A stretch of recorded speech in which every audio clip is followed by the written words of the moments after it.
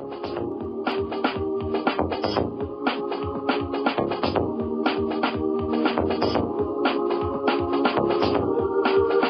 to the What Really Happened radio show. Putting America first, second, and third. Here is your host, Michael Rivero. And aloha, America. Welcome to our show. It's Friday, May 24th, 2013. Thank goodness it's Friday. Thank goodness it's Friday. We're on the doorstep of a holiday weekend. A lot of stuff going on, though. A lot of news being made, and we're going to be getting into it just as soon as we get past these program notes. Claire will be joining us in hour number 3 today to talk about Syria and Benghazi. Of course, on Monday, Richard Mack will be joining us in our third hour to talk about the Constitutional Sheriffs and Peace Officers of America Convention. We're scheduled to have Cindy Sheehan on Tuesday at the very end of the show talking about her tour de peace. And, boy, there's a lot of stuff going on. First and foremost, all of a sudden, major earthquakes just all over that western Pacific Rim. They had a couple of really huge ones down in Tonga. And now they have this 8.2, I think it was, up in the Sea of Okhotsk near Kamchatka, and they're extraordinarily deep. They're continuing to have major aftershocks in the region. The tremors from the 8.2 were felt all the way out to Moscow. And this is, alarmingly, on exactly the same fault system, the edge of a tectonic plate, as led to the massive quake off the coast of Japan that led to the Fukushima disaster. So Mother Earth is definitely getting her rocks off right now.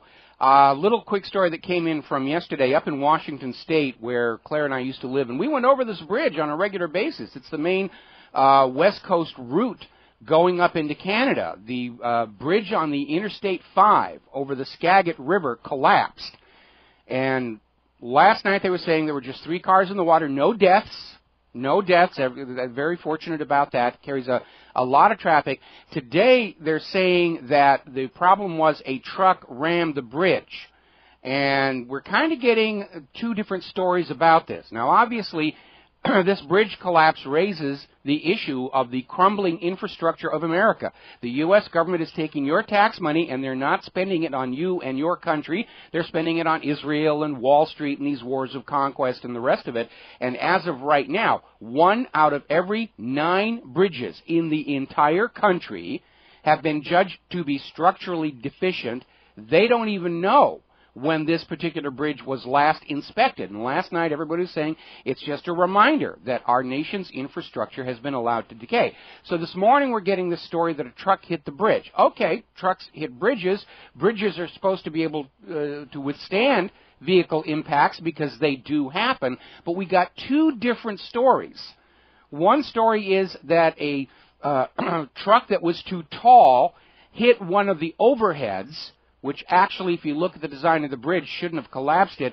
And then the story changed to an excessively wide flatbed truck, and again, there are regulations that control that, knocked out several of the vertical supports.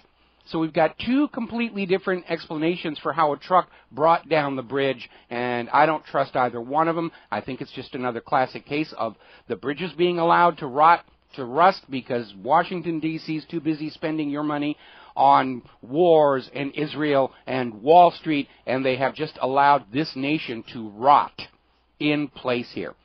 Now, breaking story just started before we came onto the air, and we're going to go into it in depth a little further into the show. But Adam Kokesh is now calling for armed marches into every state capital on the 4th of July, not just Washington, D.C. Apparently they got very worried that we've got a lot of people signing our little petition saying, I don't support this. I'm a gun owner, Second Amendment supporter, I don't support it. So now he's upping the ante, and he's calling for armed marches into every state capital on the 4th of July. They are really pushing this thing as hard as they can. It is a setup, I guarantee it. How often have I been wrong over the last 20 years? We'll be back after these words from our sponsors. Aloha, America. Welcome back to the show. The phone lines are open, 800-313-9443, 800-313-9443.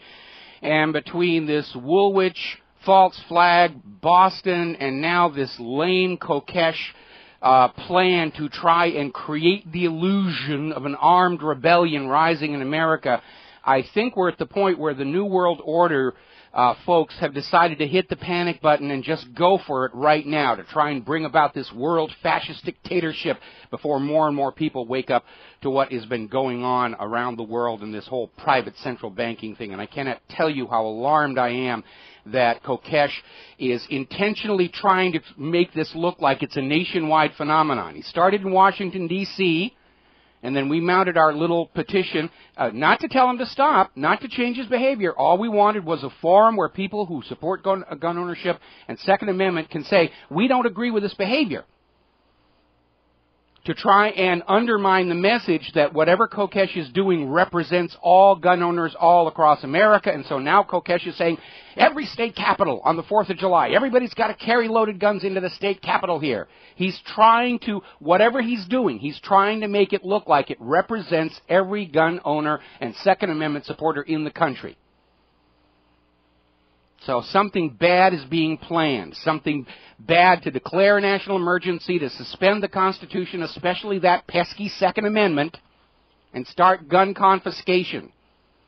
Because once you take away their guns, the people will do what you tell them to do. It's attributed to virtually every tyrant in history. All right, let's get back to Triplegate. We don't want to lose sight of what's going on here, because Triplegate is where the facade of the federal government is crumbling. The walls are breached. People see the reality of what's been going on in Washington, D.C. They're asking questions.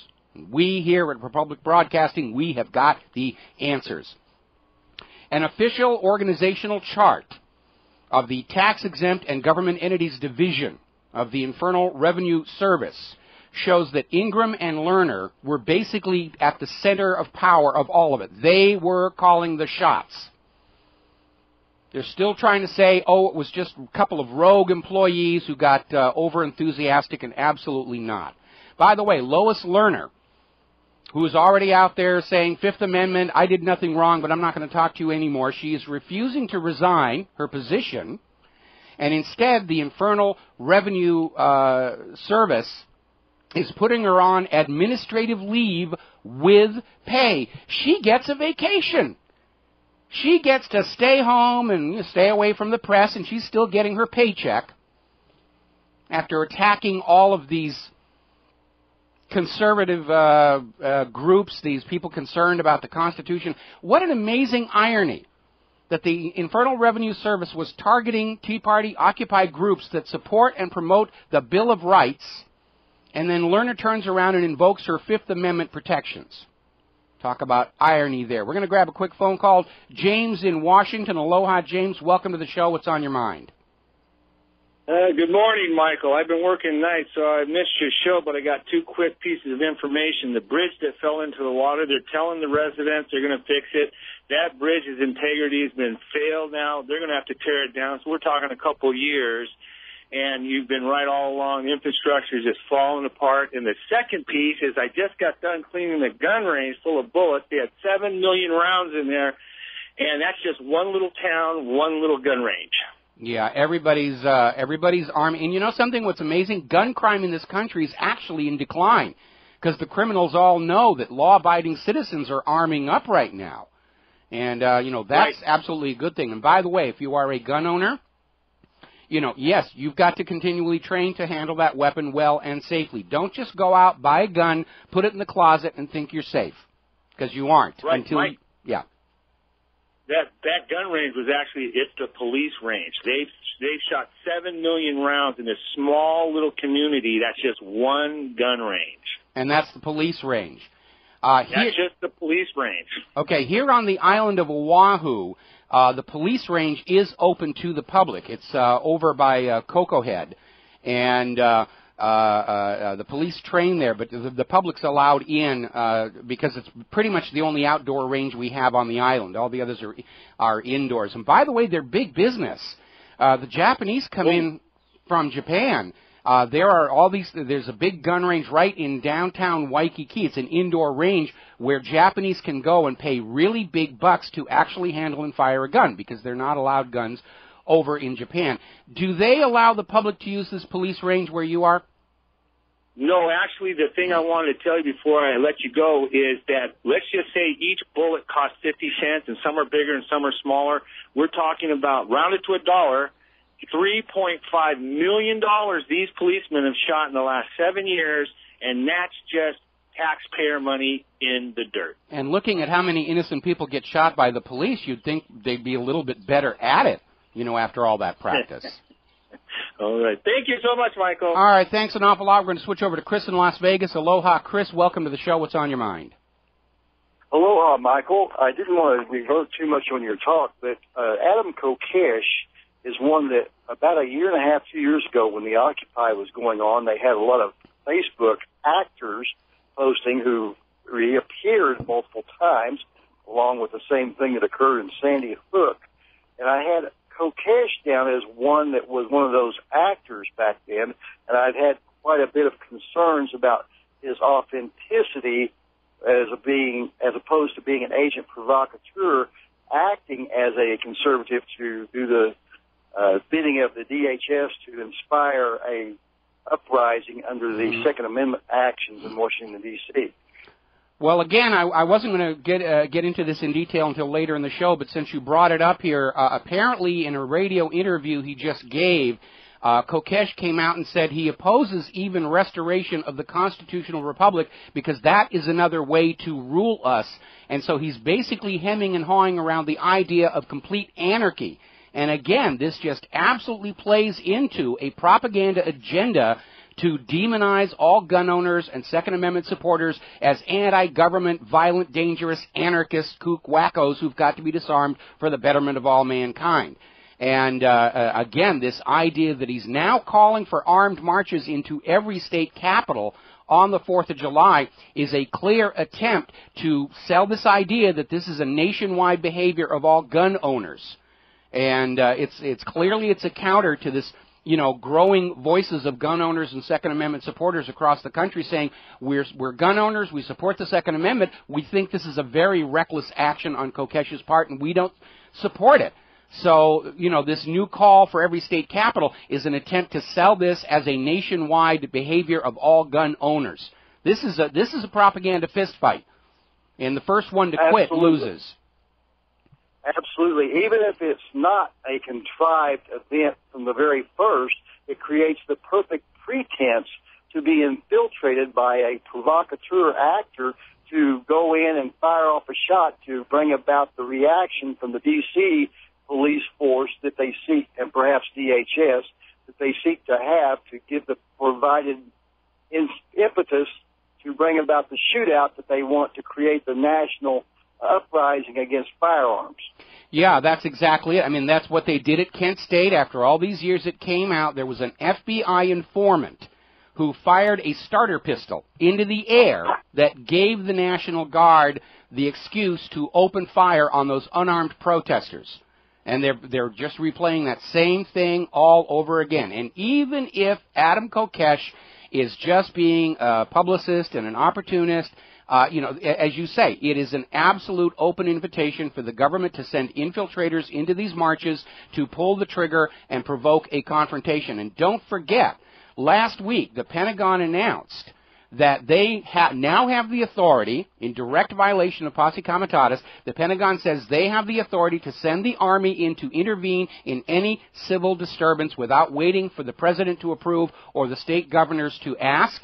And I don't see that as a coincidence. It's timed too closely with this call for an armed march into Washington, D.C., and today's call for an armed march into every state capital. This thing reeks of government setup, and it's an absolute disaster. And the only way we can undermine it, the only way we can pull the rug out from under it, is every single gun owner and Second Amendment supporter in America has to stand up and say, I do not agree with what Kokesh is doing. And they've got to get that message out there just as loud and as publicly as they can. Otherwise, whatever is going to happen on July 4th, the media will say, see, all those gun owners, they are like this. And we need to get the message out. No, we are not. We are responsible and safe gun owners and Second Amendment supporters. And what Kokesh is doing, we recognize and denounce as an unnecessary and reckless provocation. And we don't approve and we don't agree.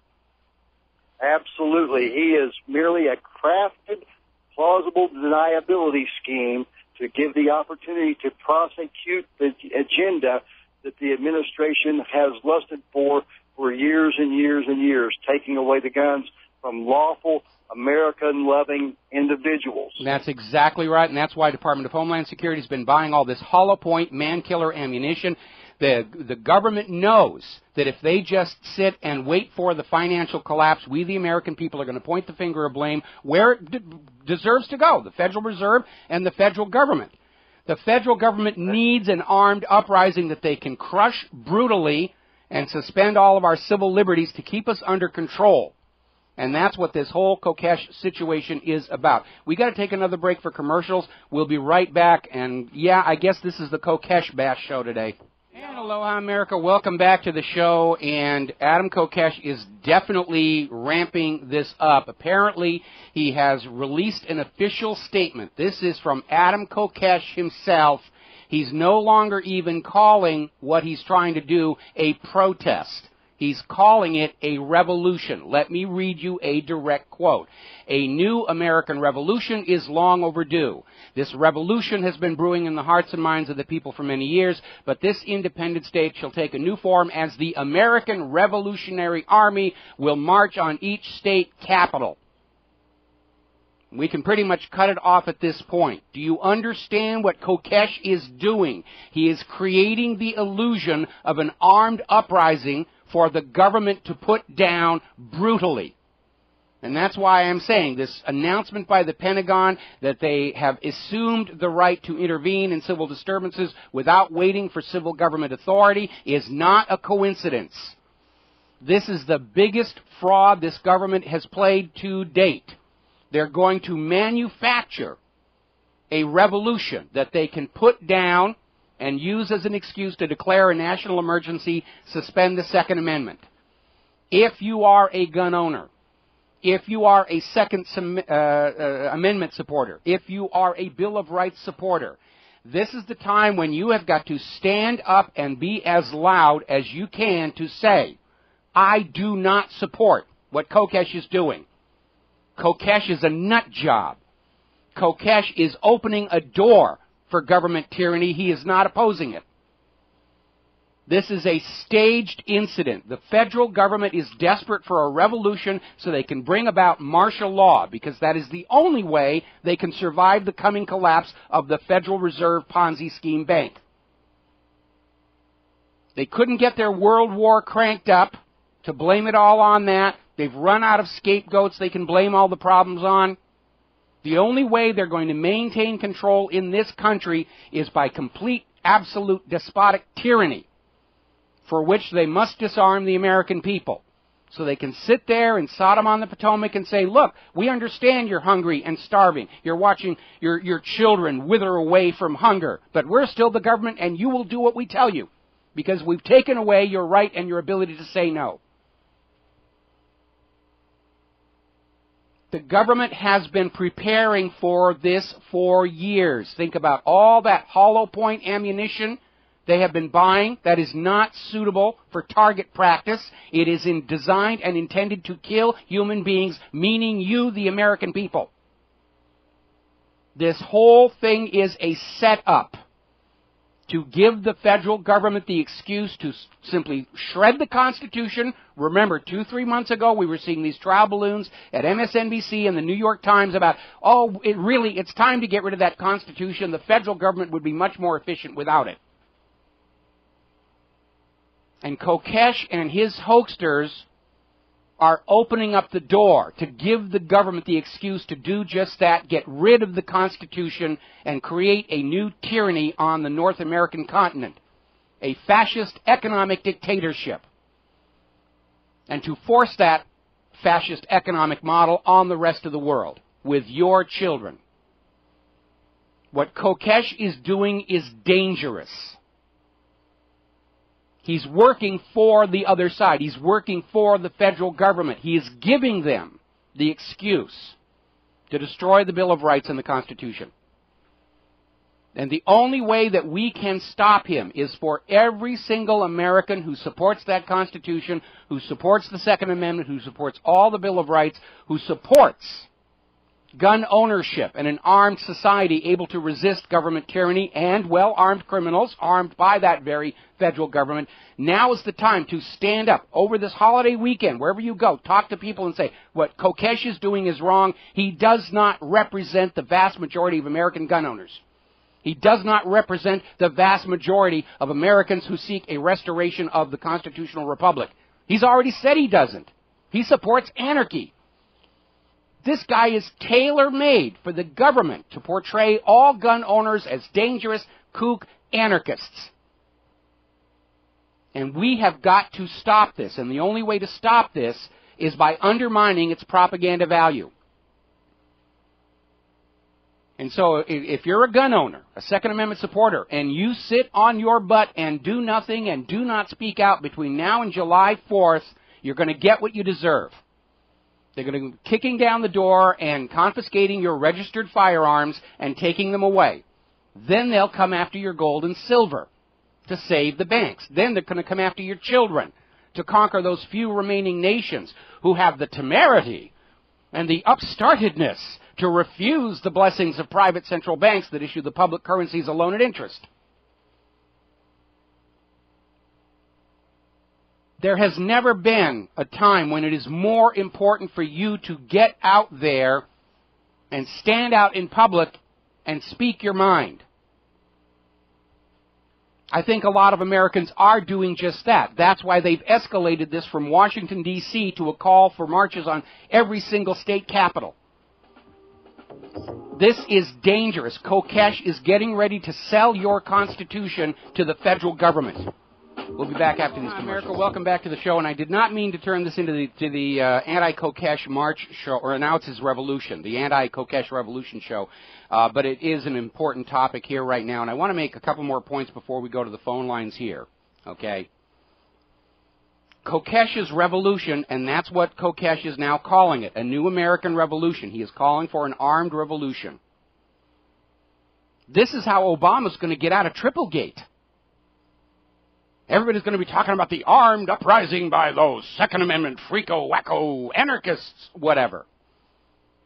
And if Kokesh does give the U.S. government their excuse to suspend the Constitution, well, with it goes the authority of the Congress, and Obama's off scot-free. Yeah, we screwed up Benghazi. What are you going to do about it? Yes, we're sicking the IRS on all my enemies. What are you going to do about it now, huh? Yeah, we're spying on everything you do. What are you going to do about it now? You tried to have a revolution. I am now justified in all of these things that we've been doing. And that's another reason to retroactively justify all this national security state stuff, which doesn't really work, certainly didn't work in Boston, if you believe the official story. So now Obama has an armed revolution that he can act decisively in presidential with and suspend the Constitution. Maybe suspend all future elections. Ever think about that? We could have Obama as El Presidente for life.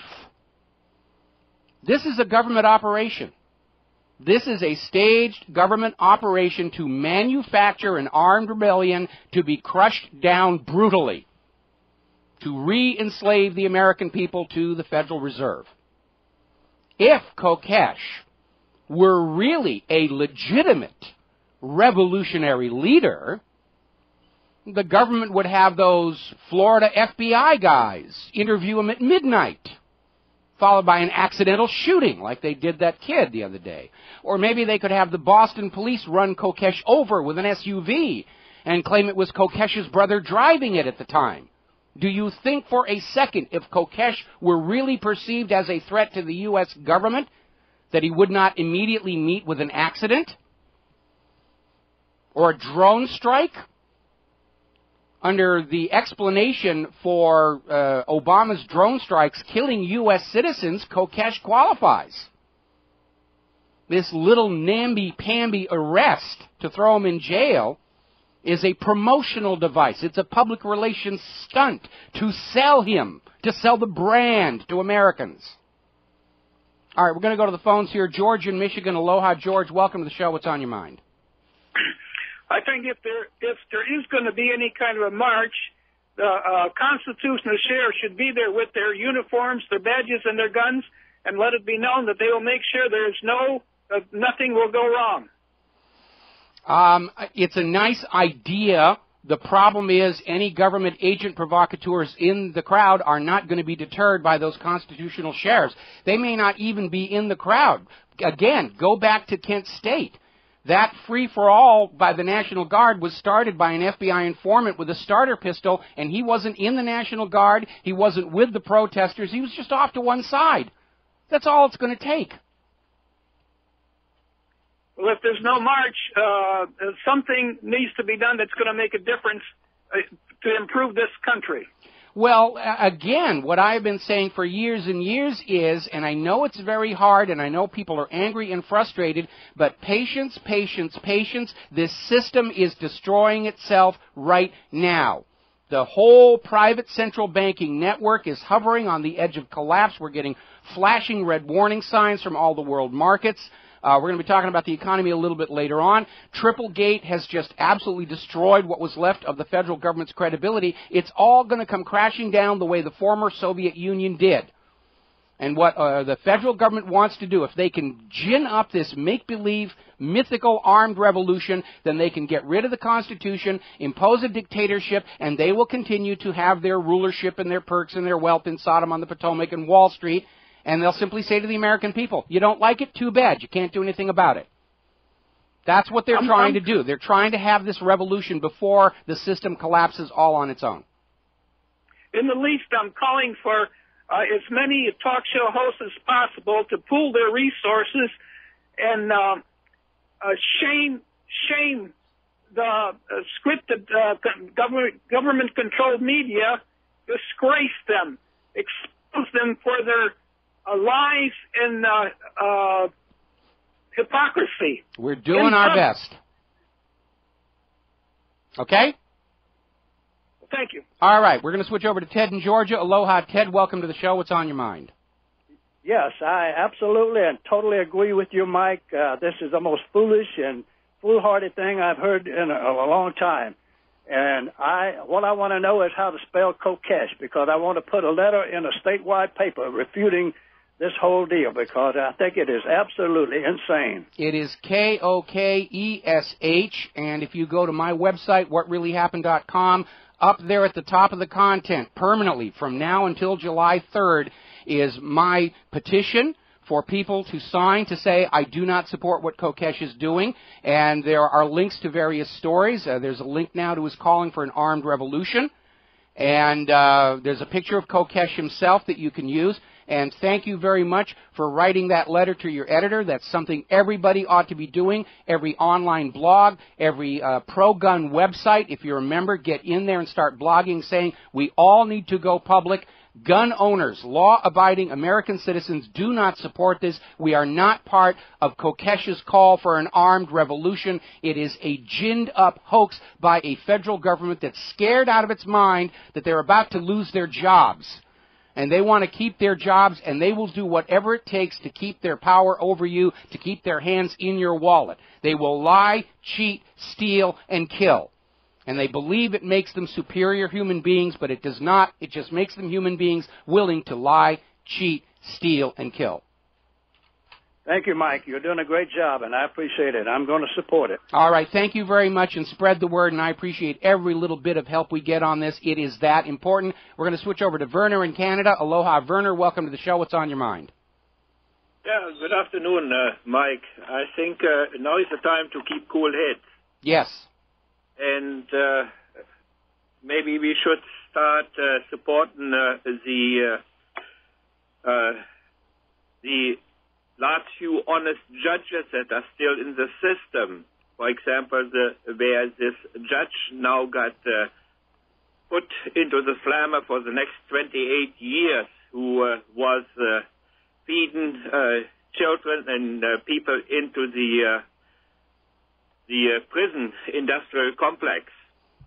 Yeah, well, we're definitely doing that, and the exposure of that scandal is why he got 28 years. Yeah, and as I say, those kind of trends, they should be encouraged. And what Adam Kokesh is doing, it basically puts an end to that kind of an attempt. Well, absolutely. If Kokesh succeeds in, creating his illusion of an armed revolution that allows the federal government to declare national emergency, activate all those FEMA orders, and bring about this dictatorship that George W. Bush used to joke about, then the judges will be protected, the IRS will be protected, the Department of Justice will be protected. All of these crimes and corruptions will instantly vanish. There'll be no more independent media. The Internet will be tightly controlled so that you are once again returned to the slavery of only being told those things that will lead you to decide of your own free will what the government wants you to think. It's a panic reaction on the part of the government. They've got to be in an absolute scared out of their mind to be considering a stunt like this. But that's exactly what it is. Now is the time for cool heads to prevail. Well, I'm trying to keep my head as cool as possible, and thank you for the call, and we're going to let you go. All righty. Phone lines are open again, 800-313-9443. Getting back to Triplegate. Might as well talk about it now, because if Kokesh succeeds, this will be a verboten subject from now on here. President Obama, in attempting to act like he is innocent of all wrongdoing and is in still being presidential, has ordered the Department of Justice to review how all these leak investigations were handled. And he's already being slammed about this, saying, come on, investigating yourself. And again, Nixon did exactly the same thing. He tried to head off an independent prosecutor by saying, no, we're going to get to the bottom of this. I'm the president. I will take care of it. It's a little like asking Jeffrey Dahmer to investigate rumors of cannibalism in Milwaukee, or hiring Jodi Arias as a marriage counselor. We should not allow these institutions of the government to be investigating themselves. What kind of a result will we get from the investigation? It's like when they allowed the government to investigate the shoot-down of TW-800. And their official conclusion was all the people on Long Island who saw a missile were just drunk. That was their official conclusion. Or the murder of Vince Foster and all the rest of this other stuff. That when the government investigates, it is done purely to block any real investigation. And it's doubly problematic because apparently Eric Holder himself personally authorized the search warrant for Fox News reporters' private emails. And so now the president is asking Eric Holder, did you act wrongly? And of course Eric Holder was saying, no, it was in conformance with department policy and blah, blah, blah, blah, blah, blah. Now, over at 12160, they had a story about how public support for a possible impeachment of Barack Obama soars as voters say the federal government is completely out of control. That part is true. And I even got some emails saying, don't you understand that all of this Triplegate, it's a plot by Netanyahu to get Obama out and get Biden in. And I'm sure Netanyahu would probably see that as a positive thing here. But I'm kind of cool on the issue of impeachment because Obama's just one guy. And all by himself, he can't do all these things that have been done. These scandals happened because people inside the Internal Revenue Service, people inside the FBI, people inside the Department of Justice were willing to accept and follow these illegal orders. That's the problem. It's not the one guy. It's the system as a whole and the people who work within it. Remember the Nuremberg trials? And they had all those Nazis up there, and their excuse was, I was just following the orders I was given. And they hung them anyway, and rightly so. And it is a principle in U.S. military doctrine. Nobody has an obligation to follow an illegal or immoral order. It's in the Uniform Code of Military Justice. It is in the United States law. If your boss orders you to commit a crime, you can refuse, and you can report your boss. And when your boss goes to jail, you might just get his job. So all those people in the Internal Revenue Service, all those people at the Department of Justice, all those people at the FBI who accepted and carried out orders they knew were illegal, they are the problem. And swapping Obama for Biden does not address that problem. They can't get by just saying, I was obeying orders. or claiming the Fifth Amendment. That's the reality here. Now, getting over to this Woolwich situation.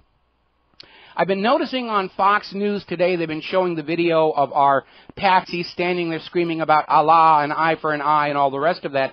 And they're not even paying attention to the videos, because as we mentioned yesterday, there's one video of this guy screaming and yelling where his hands are colored red to look like they've got blood on them. And there's another video of the same rant shot by a second camera where his hands are clean.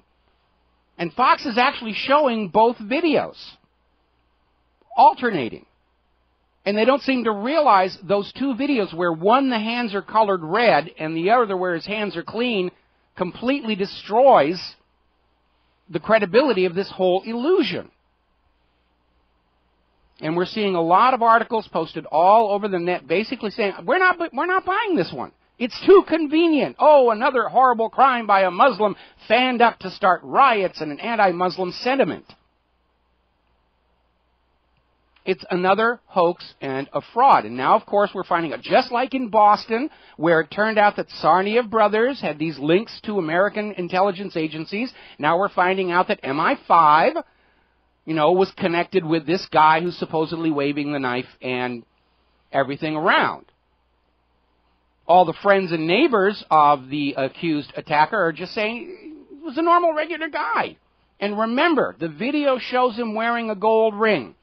And devout Muslims do not wear gold, and they do not wear wedding rings. So again, it's another fraud. It's another complete fraud. We have a story that's circulating now where some of the police are saying the murder didn't even actually happen. It's just all staged. They're having a hard time keeping the lid on this one. And, of course, along with the House of Lords screaming for greater surveillance and all the rest of that, we have the counter-argument saying, well, look, this guy was striking back at the nation, killing his, spiritual brothers over in the Mideast. In that context, these attacks are on the same level as the French underground during Nazi occupation. And I'm not saying it was a good thing for him to do, because I think it was another fake staged event to shape public opinion to support more wars of conquest in the Middle East.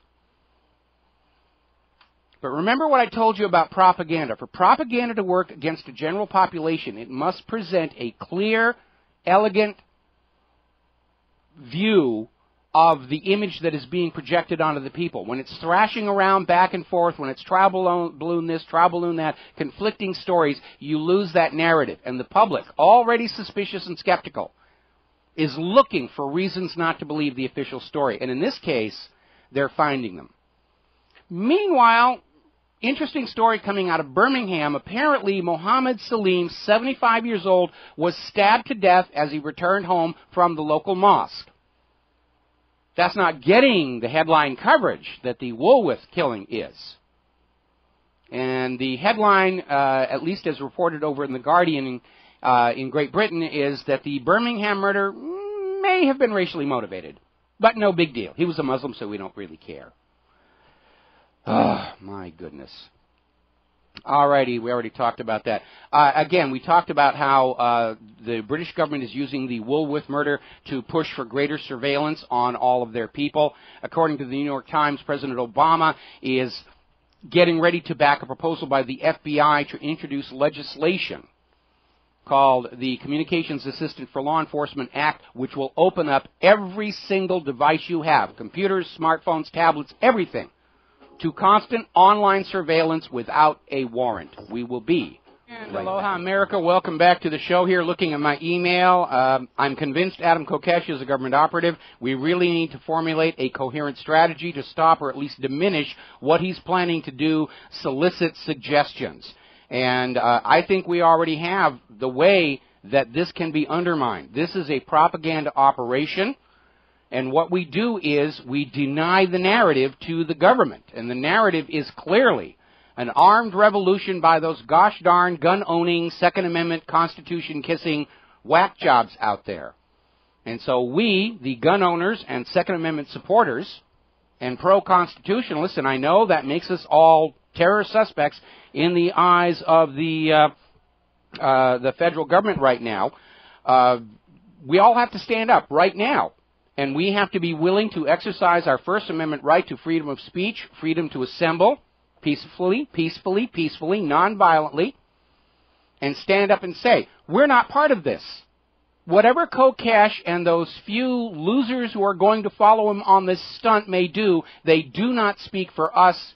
They do not represent us. And we have mere weeks to get that message out there and to mount our own public relations campaign, and that's exactly what it is, to inform the average American that what Kokesh is doing is not representative of the vast majority of the American people and the American gun owners and those who still support the Constitution of the United States of America and the Bill of Rights. We're going to go to the phones here.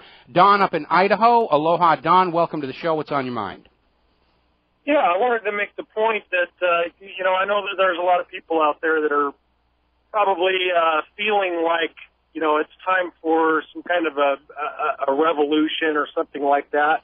But I think that history has shown that the difference, we don't want to go against our state governments at the same time going against the federal government, because then what you've got in reality is a rebellion, not a revolution. Rebellions are put down 100% of the time. They're always crushed. Yeah, they are. That's the whole point here. And by the way, you've hit on another very subtle propaganda point that Kokesh is trying to do, because the federal government understands that American opposition right now is focused purely on the federal government and very little opposition to the state governments.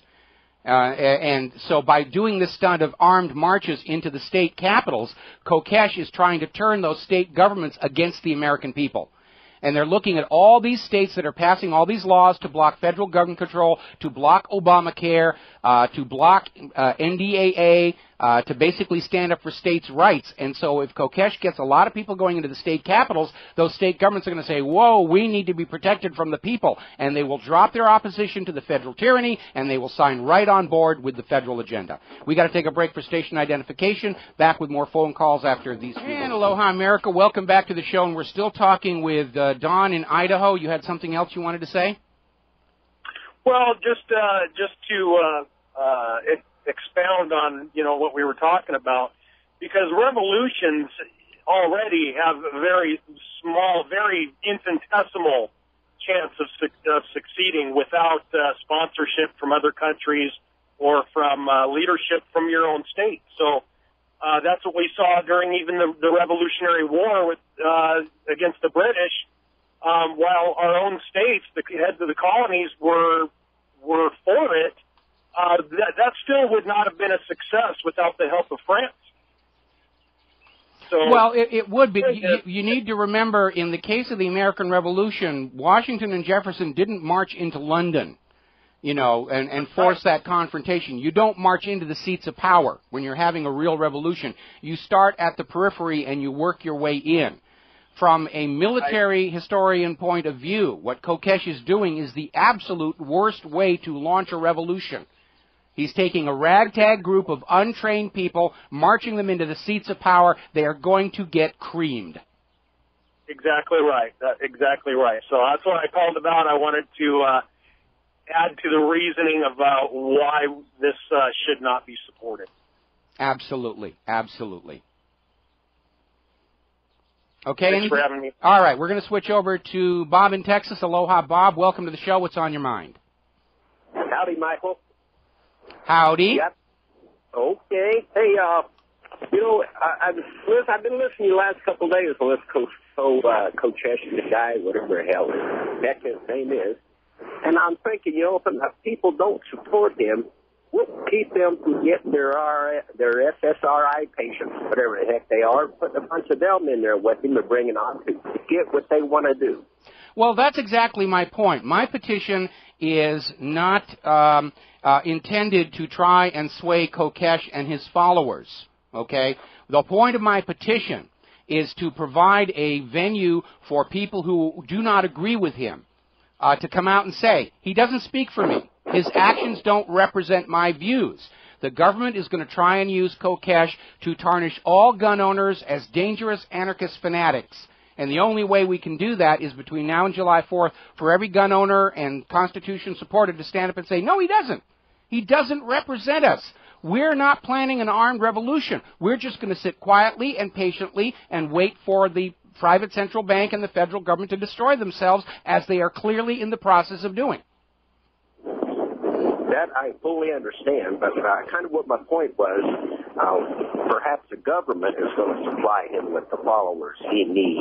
Yeah, it doesn't matter if they do. It doesn't matter if they do, okay? Because if we can get, for example, 1 million signatures on my petition, and we're over 500 after just 2 days right now. If we can get 1 million signatures on that petition, there's no way the federal government's going to have 1 million people following Kokesh into all of these little marches. We just have to outnumber him to show his is a minority position not supported by gun owners and Second Amendment supporters.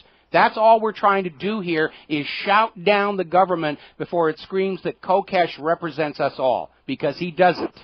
That I understand. Well, okay. I thank you kindly, Michael. All right, and we're going to start with Robert in Missouri, but Robert, we're probably going to have to take a break for a commercial. What's on your mind? Yeah. Hey, Mike, how you doing? I wanted to chime in a little bit on this, and I think so many people, what's really disconcerting to me is the amount of people that follow, let's say, alternative media, patriot media, whatever you want to call it, that jump on this bandwagon without doing any research into the person that's calling for this march. And that's really disconcerting to me. All right, we got to take a break. I'm going to reply to you when we come on back. Aloha, America. Welcome back to the show. And we're talking with Robert in Missouri. And Robert, I disagree with you that the majority of people following the independent media are falling for this Kokesh situation. Certainly in my email, when you subtract the very abusive, very obvious, paid propagandist shill emails, most people see this for what it is. It's a trap that we're trying to avoid walking into. And you need to understand, there is a full court press on this right now. Every time I have posted my petition to Facebook, it's immediately jumped on by literally dozens of operatives who are screaming that I'm an anti-Semite, that the only reason I'm opposed to Kokesh is because he's Jewish, and I'm a well-known Jew hater. All these people saying, now is the time to strike. They're trying to foment an armed rebellion they can put down. And again, from the tactical approach, taking a bunch of untrained bozos with guns and marching them into the seat of power, it guarantees they will be put down. That's not how you fight a successful revolution. Washington and Jefferson didn't march into London. Castro did not march into Havana, Cuba, until he'd already won the war. And so I guarantee you this is a complete setup.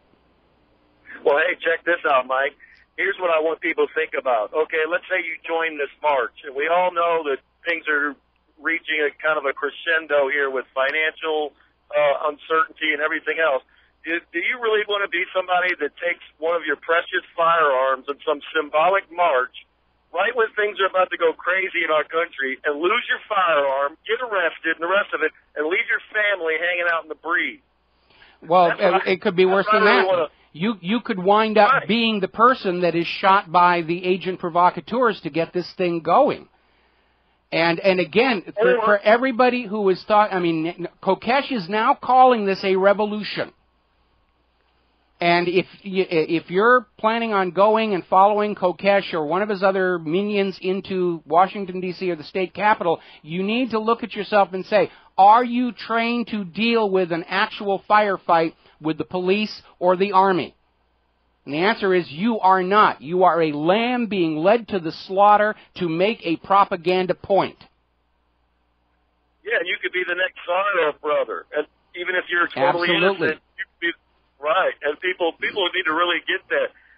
And they need to look into sheep dipping because, Kokesh was with a psychological operations unit in the Marine Corps. I'm a former Marine. Yes. And McVeigh, there's a whole, Oswald, there's a lot of sheep dipping that has been happening, for decades in this country, and this could be another one. It absolutely is another one, because if Kokesh was really a threat to the U.S. government as a revolutionary leader, something would happen to him. He's too visible. They got him in jail right now. Oh, he's depressed. He hung himself in his cell. Or the 2 FBI agents went back to interview him at midnight and they just shot him for no particular reason. Or he was run over by his brother in an SUV. We know what happens to people the government see as a real threat. Yeah, and, you know, he likes to smoke weed on air, and he talks about his experiences with DMT and everything. That could be an easy OD patient right there. So if he was a real threat, he would have some, you know, been overdosed on something. So, yeah, that's what I just wanted to throw in, Mike. Yeah, he's a manufactured scarecrow. It's a setup. It is a setup. And we have to fight this as hard as we can. Look how hard they're trying to sell this illusion of a coming armed revolution on the 4th of July. Look how hard they're trying to sell it.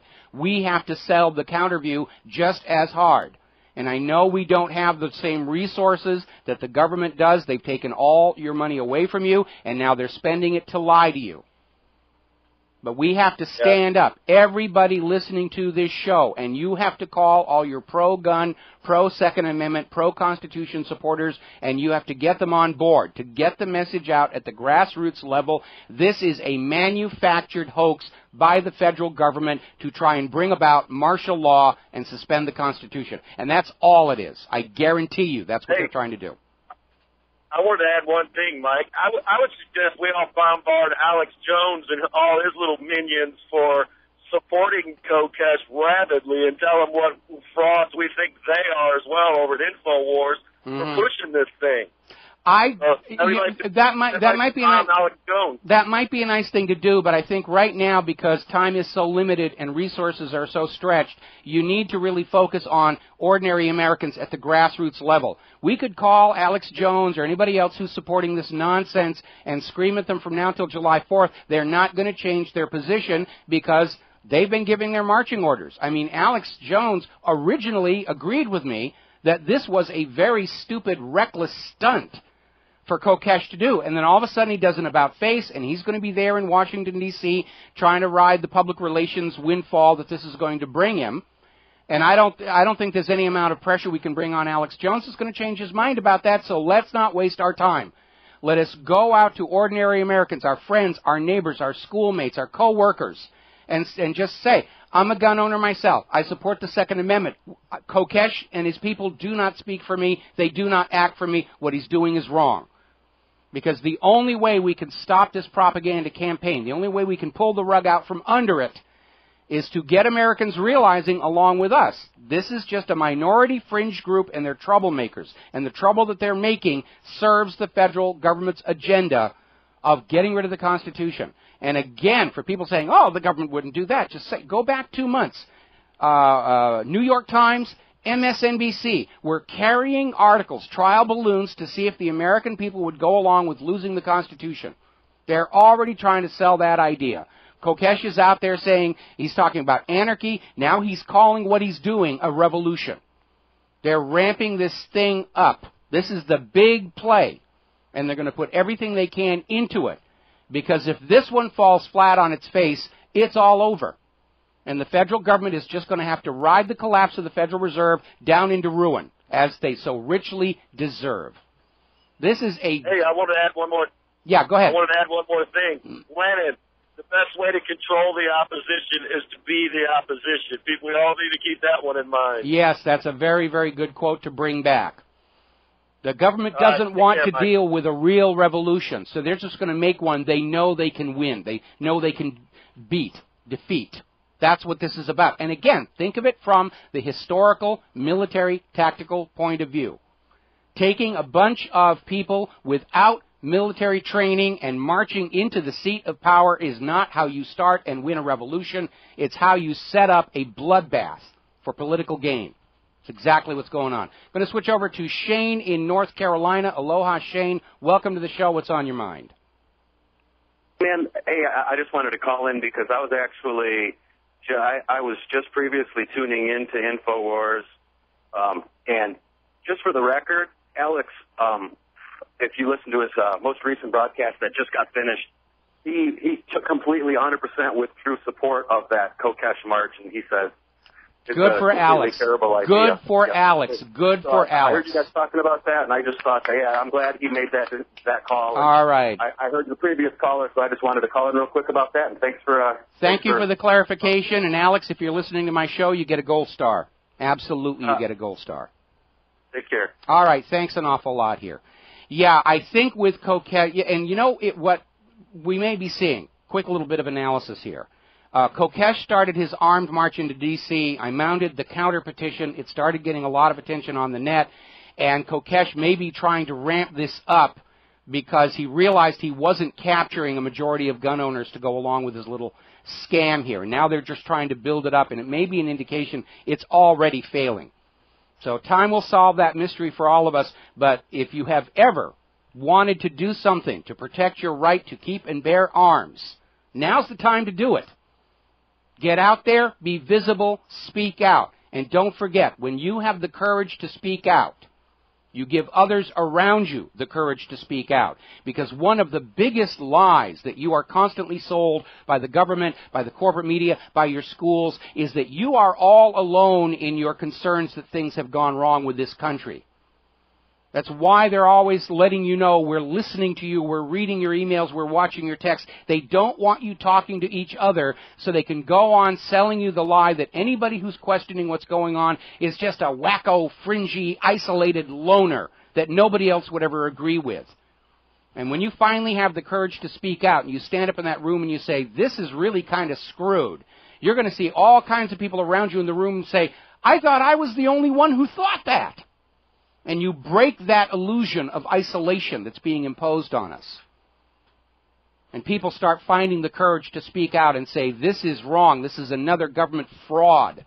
We live in an age of lies. We are the most lied to people on the face of the earth, and it has got to stop. Take a deep breath, send like calm. Back to the phones, Brendan in Wisconsin. Aloha, Brendan, welcome to the show. What's on your mind? Hi, Michael. I want to echo your points on not wasting too much time on the Alex Jones piece. I have to qualify that with I listen to various different networks in Liberty Radio, but I really do love RBN, and I love your show and John Stadtmiller's.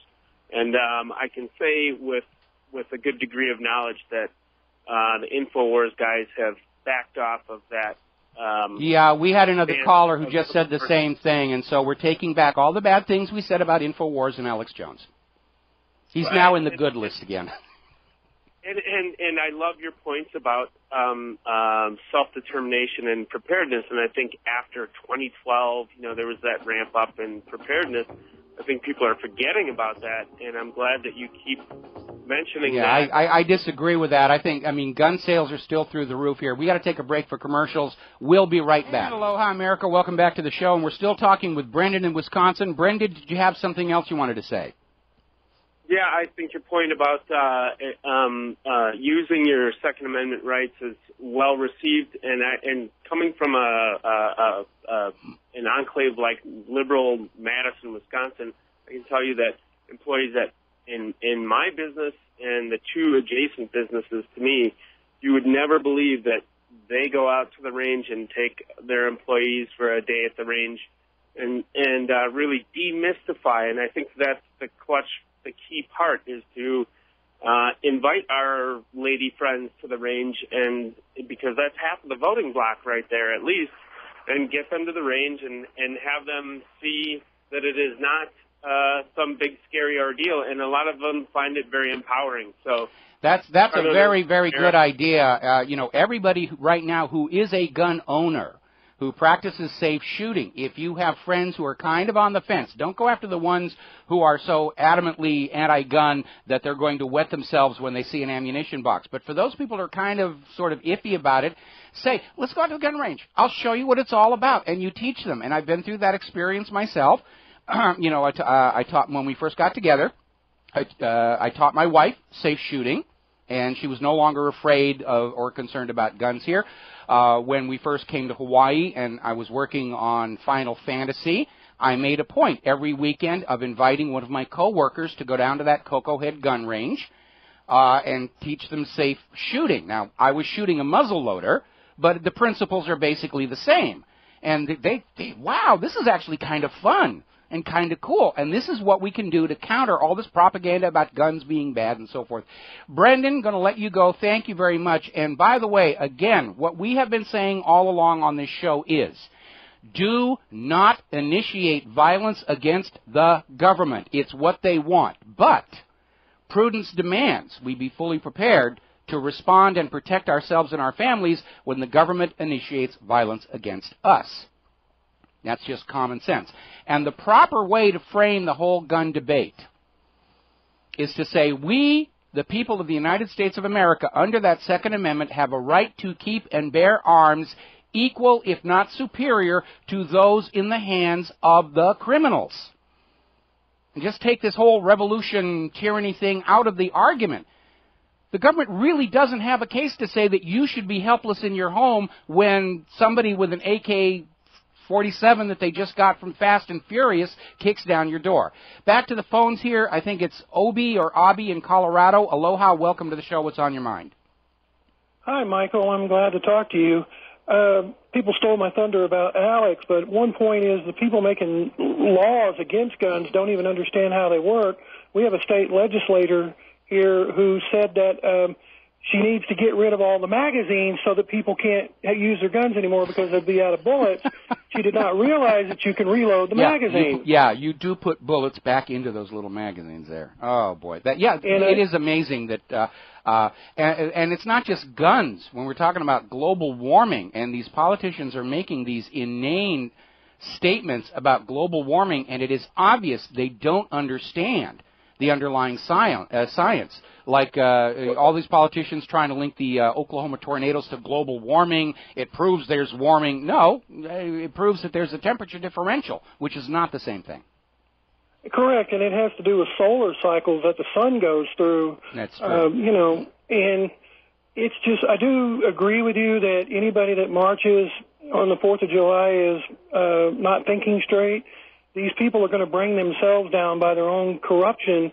We just need to have patience and wait for that. That's exactly right. Patience, patience, patience. The system is destroying itself from within, just like the former Soviet Union did.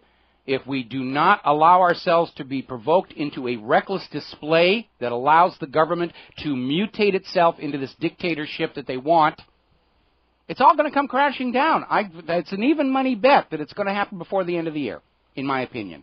Thank you very much for the phone call. The phone lines are loaded. We got to start taking more calls. Lee in Canada. Aloha, Lee. Welcome to the show. What's on your mind?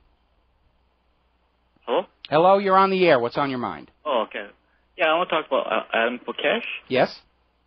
Yeah, because here in Canada we had an incident when Stephen Harper was removing the gun registry. Yes. And Premier in Quebec, there was a person that came behind with a gun. Did you hear about that one? I hadn't. Please enlighten us, but we're almost to the commercial break, so try and make it brief. Okay, yeah, it's been a few months. Yeah, supposedly she was at a campaign rally. I can't remember all the details. Supposedly somebody came to assassinate her, but the person got caught. Okay, and then they were trying to make a case that because the gun wasn't registered no, because the gun registry, Stephen Harper was getting rid of that. Quebec's strong employment. Okay, so this was, well, I mean, we saw the same thing out in Colorado at Columbine. They were getting ready to pass a very liberal concealed carry law to try and lower crime, and then all of a sudden, just when the gun grabbers needed it, there was this horrendous shooting thing. Thank you for the call, Lee. We got to take a break for commercials. We'll be back with more calls after these words from our sponsors. Aloha, America. Welcome back to the show. The phone lines are really loaded up. We're going to go to Lee in Canada. Aloha, Lee. Welcome to the show. What's on your mind? Lee, are you there? I pulled him up. He's not responding. Okay, then we're going to switch over to James in Oregon. Aloha, James. Welcome to the show. What's on your mind? Hello, Michael. This Kokesh guy, then we should call him perhaps Judas Goat? Definitely. It's a perfect allegory, a perfect metaphor, rather, for him. That's a term that would explain a lot to a lot of people. A book by Willis Cartill, Profiles in Populism, the word mattoid. You ever heard the word mattoid? No, that one I have not heard. Okay, it's an intelligent criminal. He also defines the difference between capitalism and free enterprise. You understand there's a distinction? Yeah, I do understand a distinction. We've talked about the definitions of capitalism versus socialism versus fascism when we make the point that capitalism in the United States is dead and we have entered clearly a fascistic economic tyranny. You understand the word, I guess, was coined by Karl Marx, capitalism was? Yes, and I understand that Vladimir Lenin predicted that when Western-style capitalism failed, it would inevitably become fascistic. And boy, he was right on that one. Anything else here? Because we got a lot of callers, and I want to try and get to them. I'll leave you with this. The word matoid, a criminal of high intelligence, is a heritable genetic disorder, according to Willis Cartel. Let you go to the next call. Thank you. Okay, yeah. Well, actually, the tendency for sociopathy is genetically linked. Intelligence is definitely genetically linked.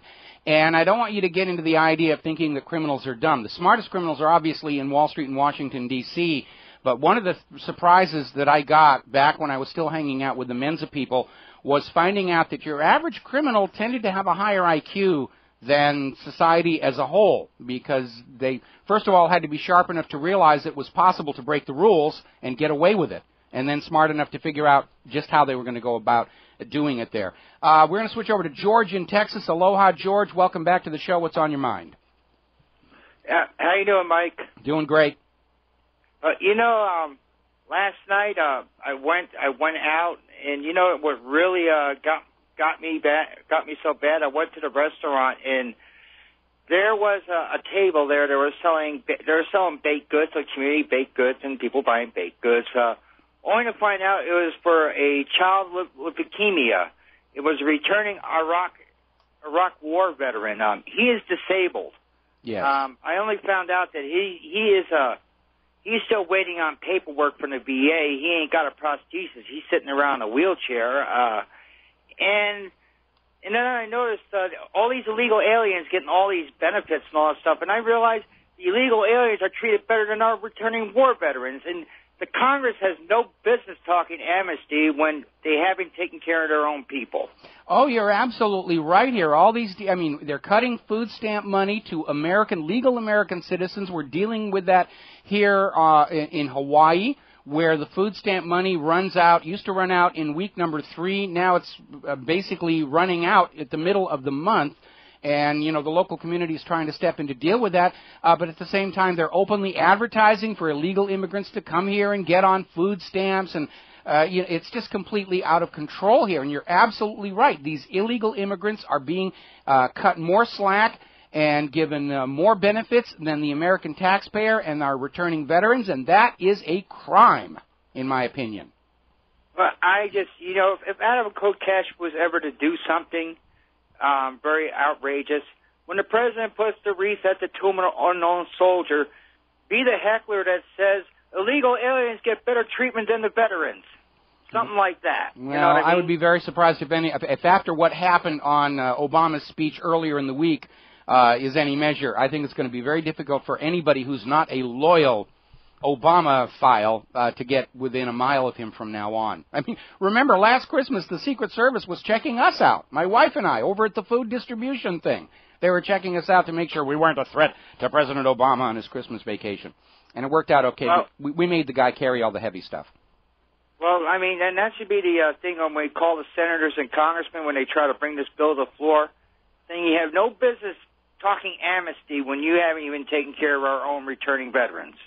Well, I'll tell you what. We know that most members of Congress, because they're now protected by massive vote fraud, and their decisions are made on the basis of their own financial interests, most of which are tied into an availability of extremely cheap labor willing to work long hours for minimum wage.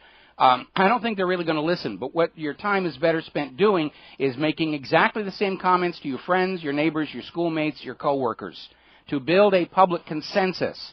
Because then, if you call your one congressman, that's one phone call. If you talk to 100 of your friends and they all call Congress, then all of a sudden Congress is going to start listening, because vote fraud only gets you so far. Vote fraud cannot reverse a landslide that is dedicated to getting you out of office. And they do know that. And there is going to be a midterm election next year. And I just hope, once we get our country back, I hope the veterans get reparations for being lied to being sent to wars. I would like to see that happen because, whether you agree with the wars or not, and I certainly do not, okay, those young men and women who put that uniform on, for whatever reason, yes, they were lied to as well. We as a nation do have a moral debt, a moral obligation to take care of those kids who were critically wounded in these wars of conquest, even if you don't agree with what they did or why.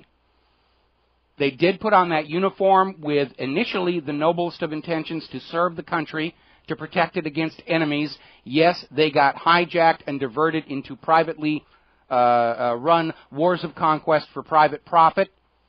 And I'd like to see the money from those people who profited from the wars be spent on supporting our soldiers.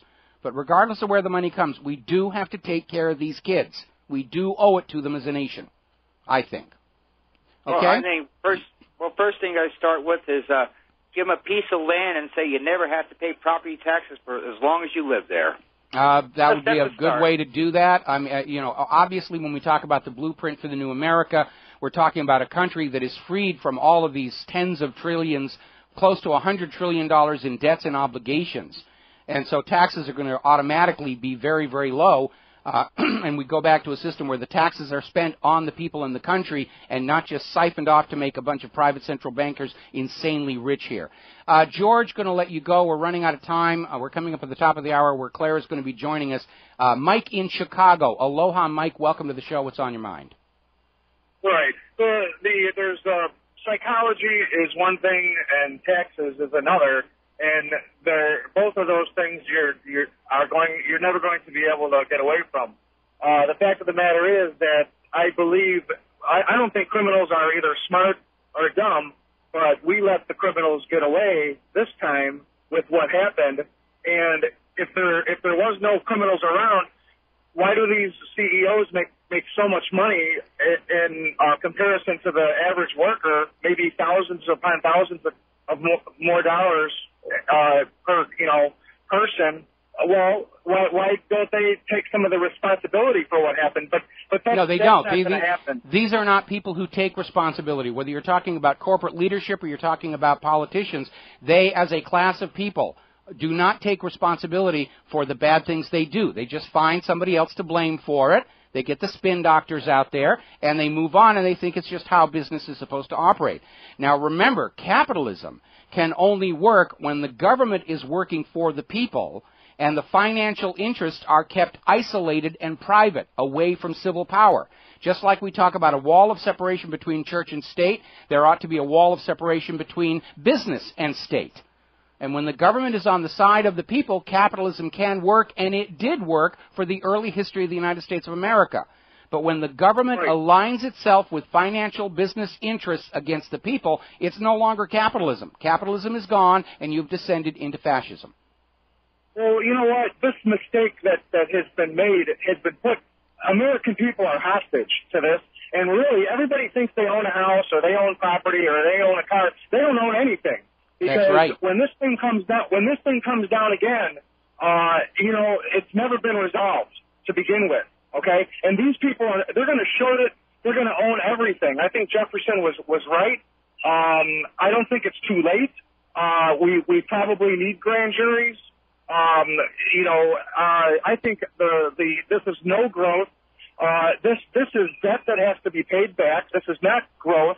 There's no such thing as 0% interest rates for 6 years. It ain't going to happen. And there's interest on that debt, and it has to be paid, and it's not free. Hang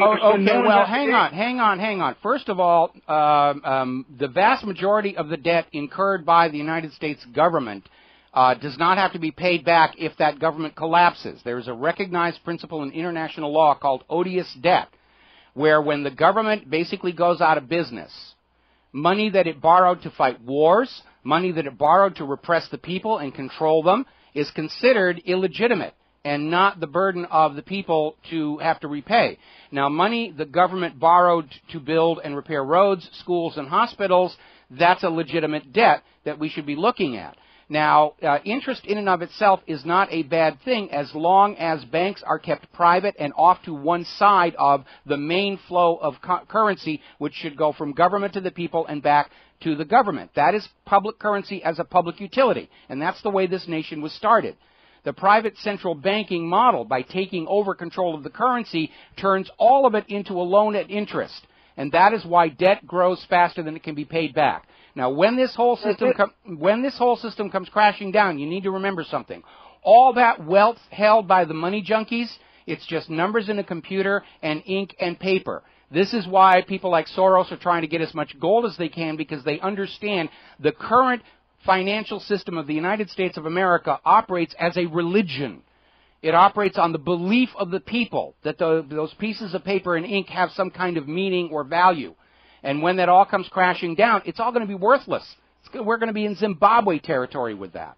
And the wealth of the nation is going to be the people and the physical assets, and we just need to keep our hands on them, in the aftermath of what's going on here. But the highest priority for the new nation is to return the public currency to being a public utility, to serve the people and commerce, to be the servant of the people, not its master, as Pope Francis was saying just last week.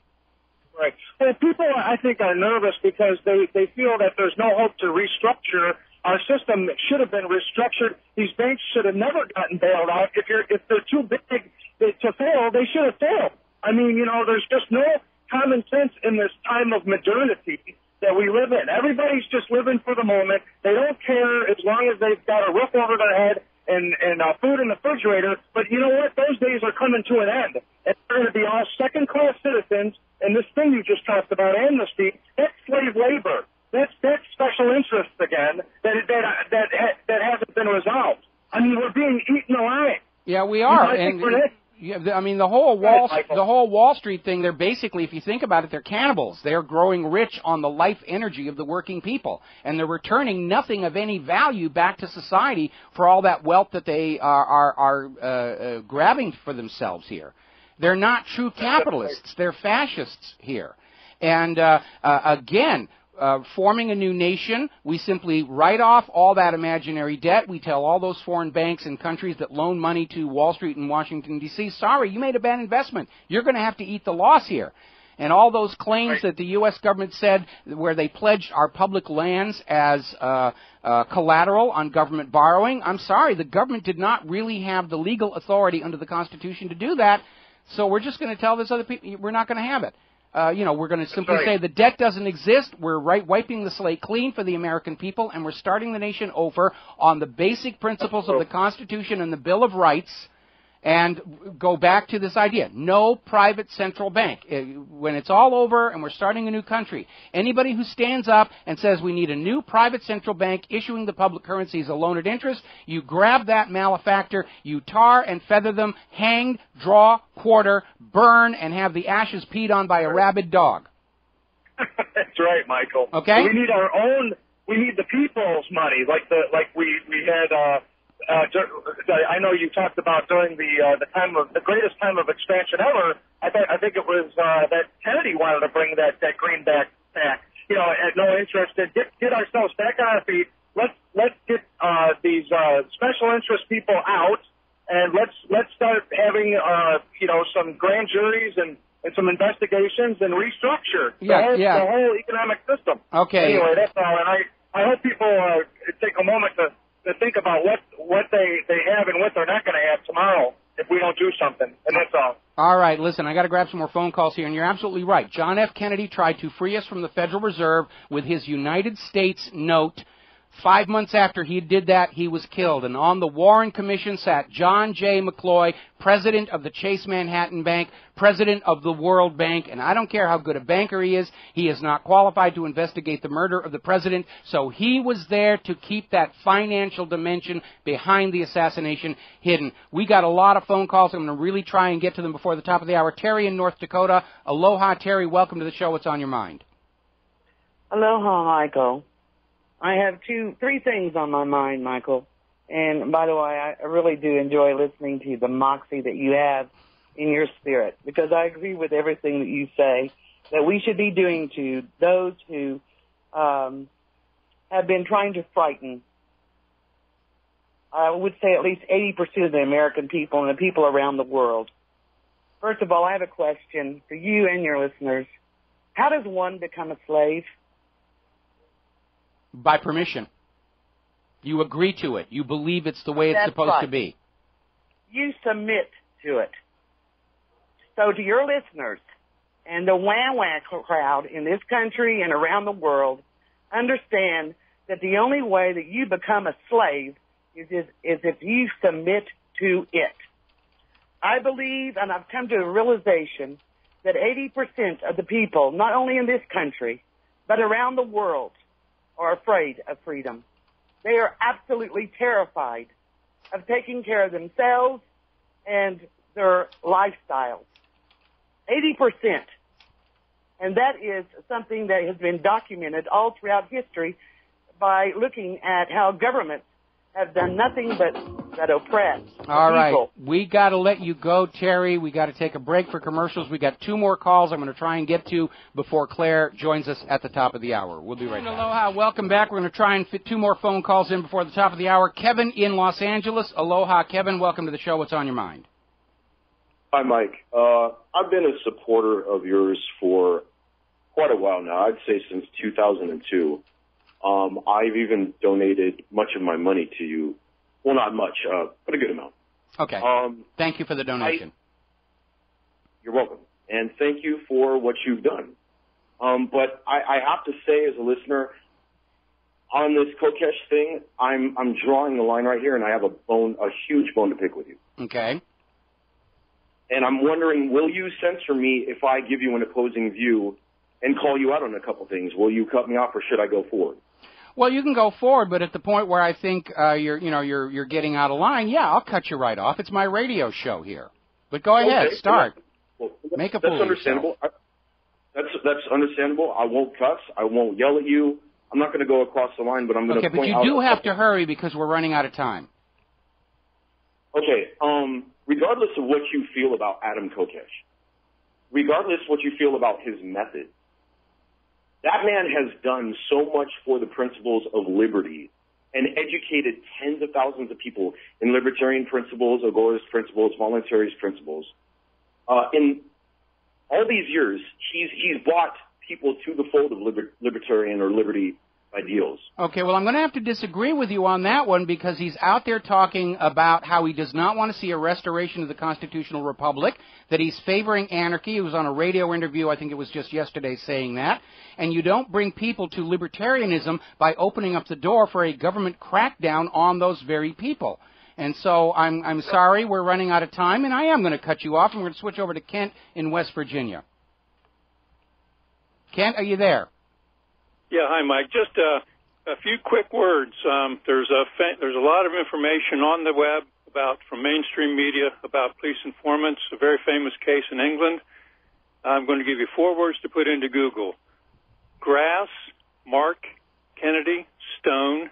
Repeat. Grass, Mark, Kennedy, Stone. Grass is a slang British word for an informant. Very famous case. This guy, Mark Kennedy, traded himself as Mark Stone, infiltrated eco-fighters, and really is a very informative reading lesson for anybody. So I recommend anybody put those 4 words into Google and enjoy. Yeah, I'm looking at that right now. And again, if you go back and you look at the history of COINTELPRO here in the United States in the 1960s, the FBI was constantly infiltrating people into dissenting groups, peace groups, the early feminists, the Native American movement, certainly the civil rights movement. They infiltrated these people in and said, oh, these are great people. You should follow them. You should listen to them. They are bringing America to the brink of whatever. And then these controlled assets would do acts of violence or something to discredit the entire movement. And that's what Kokesh is doing. And remember, when he was in the Marine Corps, he worked for a government propaganda unit. And by going out there and now saying what he's doing is a revolution, by going out there and talking about anarchy, about not even wanting a constitutional republic any longer, this guy, it's like central casting. You know, give us a dangerous revolutionary we can wave at the American people. All right, here's Adam Kokesh. We're going to take a break for station identification. When we come back, Claire will be joining us. And And aloha, America. Welcome back to the show here. And we just now put up the story that last caller was talking about. Mark Kennedy Stone exposed as an undercover cop. This was a guy who went out there. He was involved in all of these independent groups and protest movements and so forth. And he basically was ratting them out to the police and spying on them. We know the Department of Homeland Security has been spying on the Tea Party, spying on the Occupy movement. This is the way they play. Go back and study the history of COINTELPRO. The government loves to create people to go out and sort of assume the leadership of a movement in order to control them. Good example would be when Dr. Martin Luther King was assassinated. I'm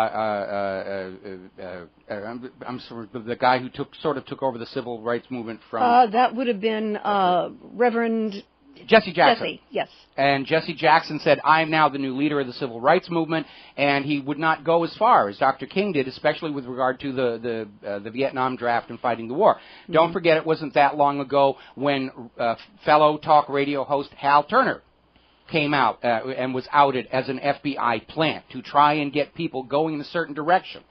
And we see hosts out there want to keep you distracted with HAARP and with chemtrails and with alien UFOs and Planet Nibiru and all this other dead-end stuff to keep you from focusing on the issues that really do affect you. The illegality of the income tax, government corruption, government abuse of the Constitution, and this Adam Kokesh, he's just another one. He is created to go out there and be presented as somehow a leader of the independent media and freedom-loving Americans, and they'll say, you should follow him because, after all, the government slapped him around and arrested him for pot and the rest of that, and he will lead you into an absolute slaughter. That other caller was right. Adam Kokesh is the Judas goat, the tame pet goat that leads all the other goats willingly into the abattoir. Now, having said that, for those of you on Justin TV, this gorgeous creature sitting here behind me is the lovely Lady Claire that we like to have on the third hour of every Friday. And so, Claire, you wanted to talk, I think, initially about Syria? Well, I wanted to talk about Syria, but before that, and looking at our time slot here, I'd like to go to Benghazi. Because it is apparent now that I'm sure Hillary wishes we would.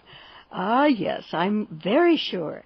Apparently there has been one whistleblower who's come forward to say that Hillary Clinton and a key aide tried to cut his department out of the chain for reporting and decision-making.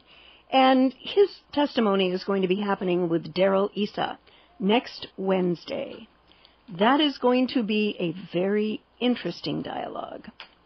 And I am having a feeling that if nothing else was strong enough to, if you will, taser Hillary Clinton in terms of her potential looking for running for the Democrats in 2016, I think this just might have a little bit of traction. Well, it certainly would. I mean, obviously we're at the point right now where we're starting to see the various elements of government pointing fingers at each other, trying to save themselves. And so we have all these politicians in a lifeboat trying to fling each other over the gunnels into the shark-infested waters. Right. But yeah, absolutely. The reason that Hillary is trying to just stay away from this and stay invisible is because she is considering a run for the White House in 2016. This scandal would end her political career, should end her political career. Yes. With all the other scandals that have accrued around her, having a known cocaine smuggler to the White House for the Christmas party. I mean, that's not the way we want our presidents to behave. No, definitely not, or their wives. And apparently, though, there is a second whistleblower who is going to be coming forward to Darrell Issa and these hearings. So next week could get very, very interesting for the Obama administration. Yes, it could. All right, we got to take a break for commercials.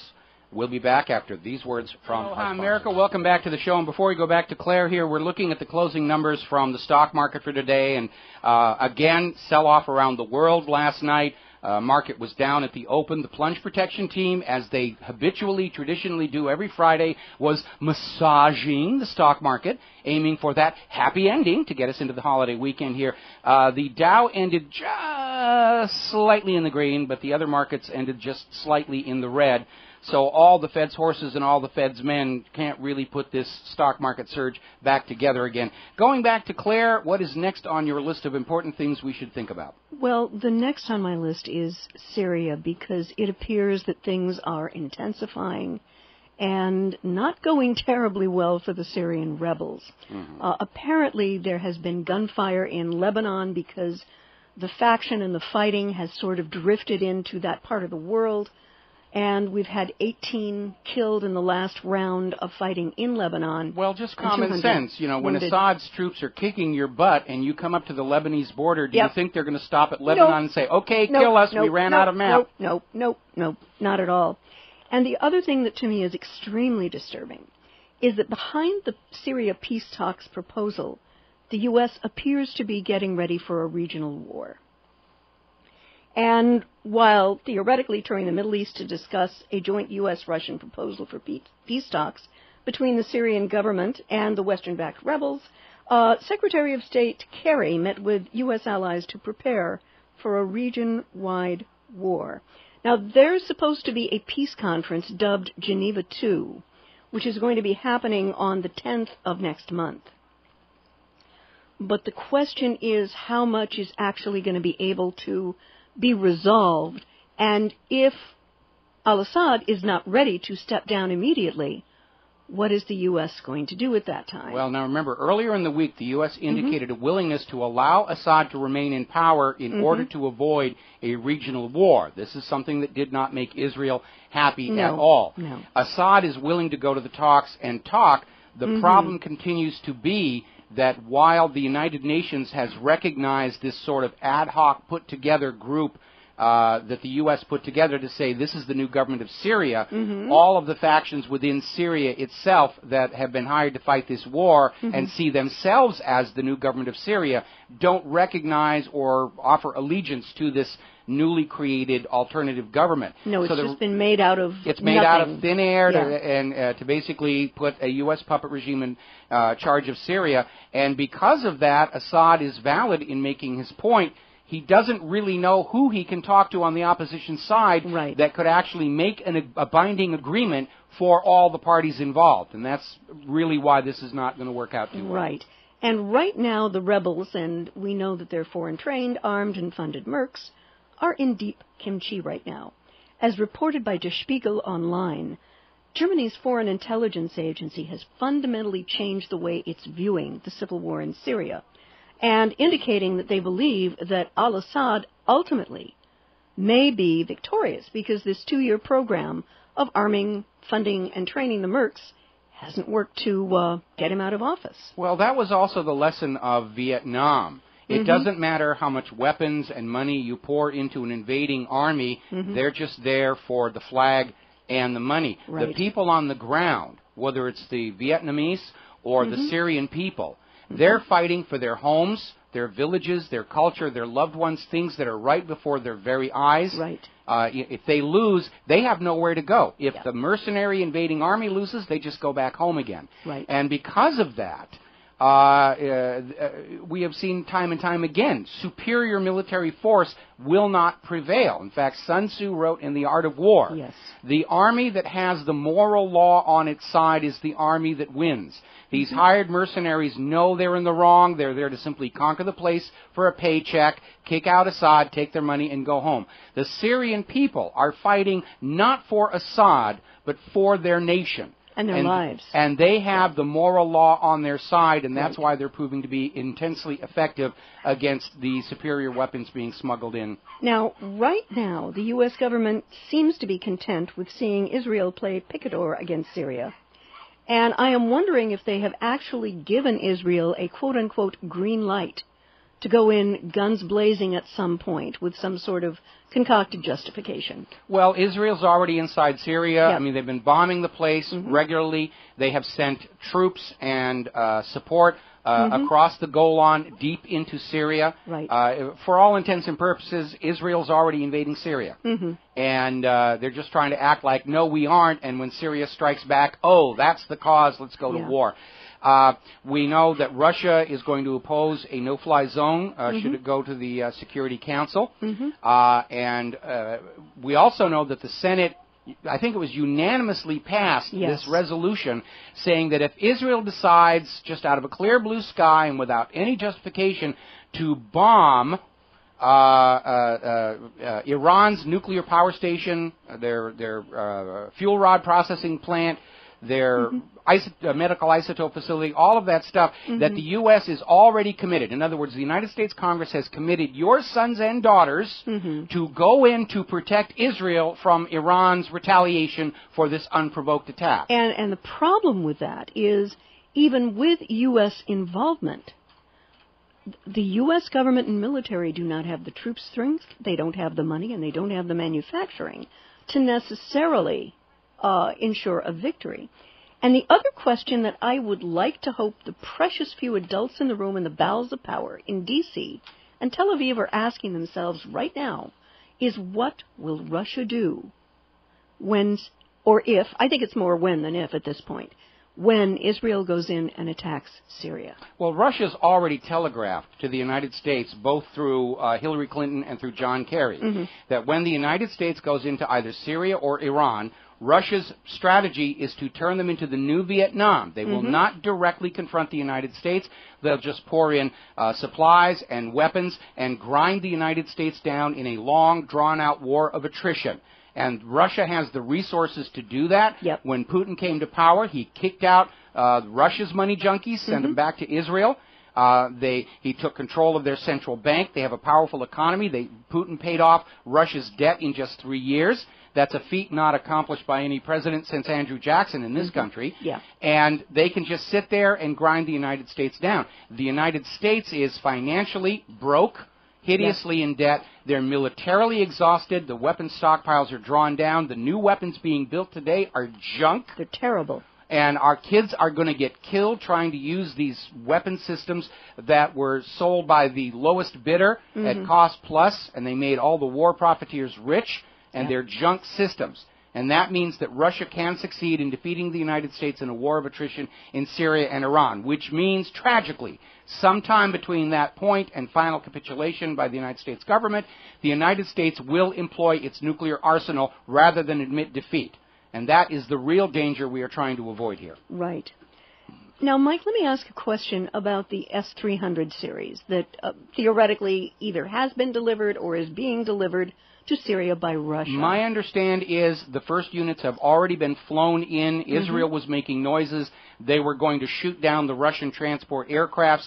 Apparently the Russian transports were given Russian military escort, and that was more than the Israelis wanted to deal with. Right. So the first of the units are on the ground. These are not offensive weapons.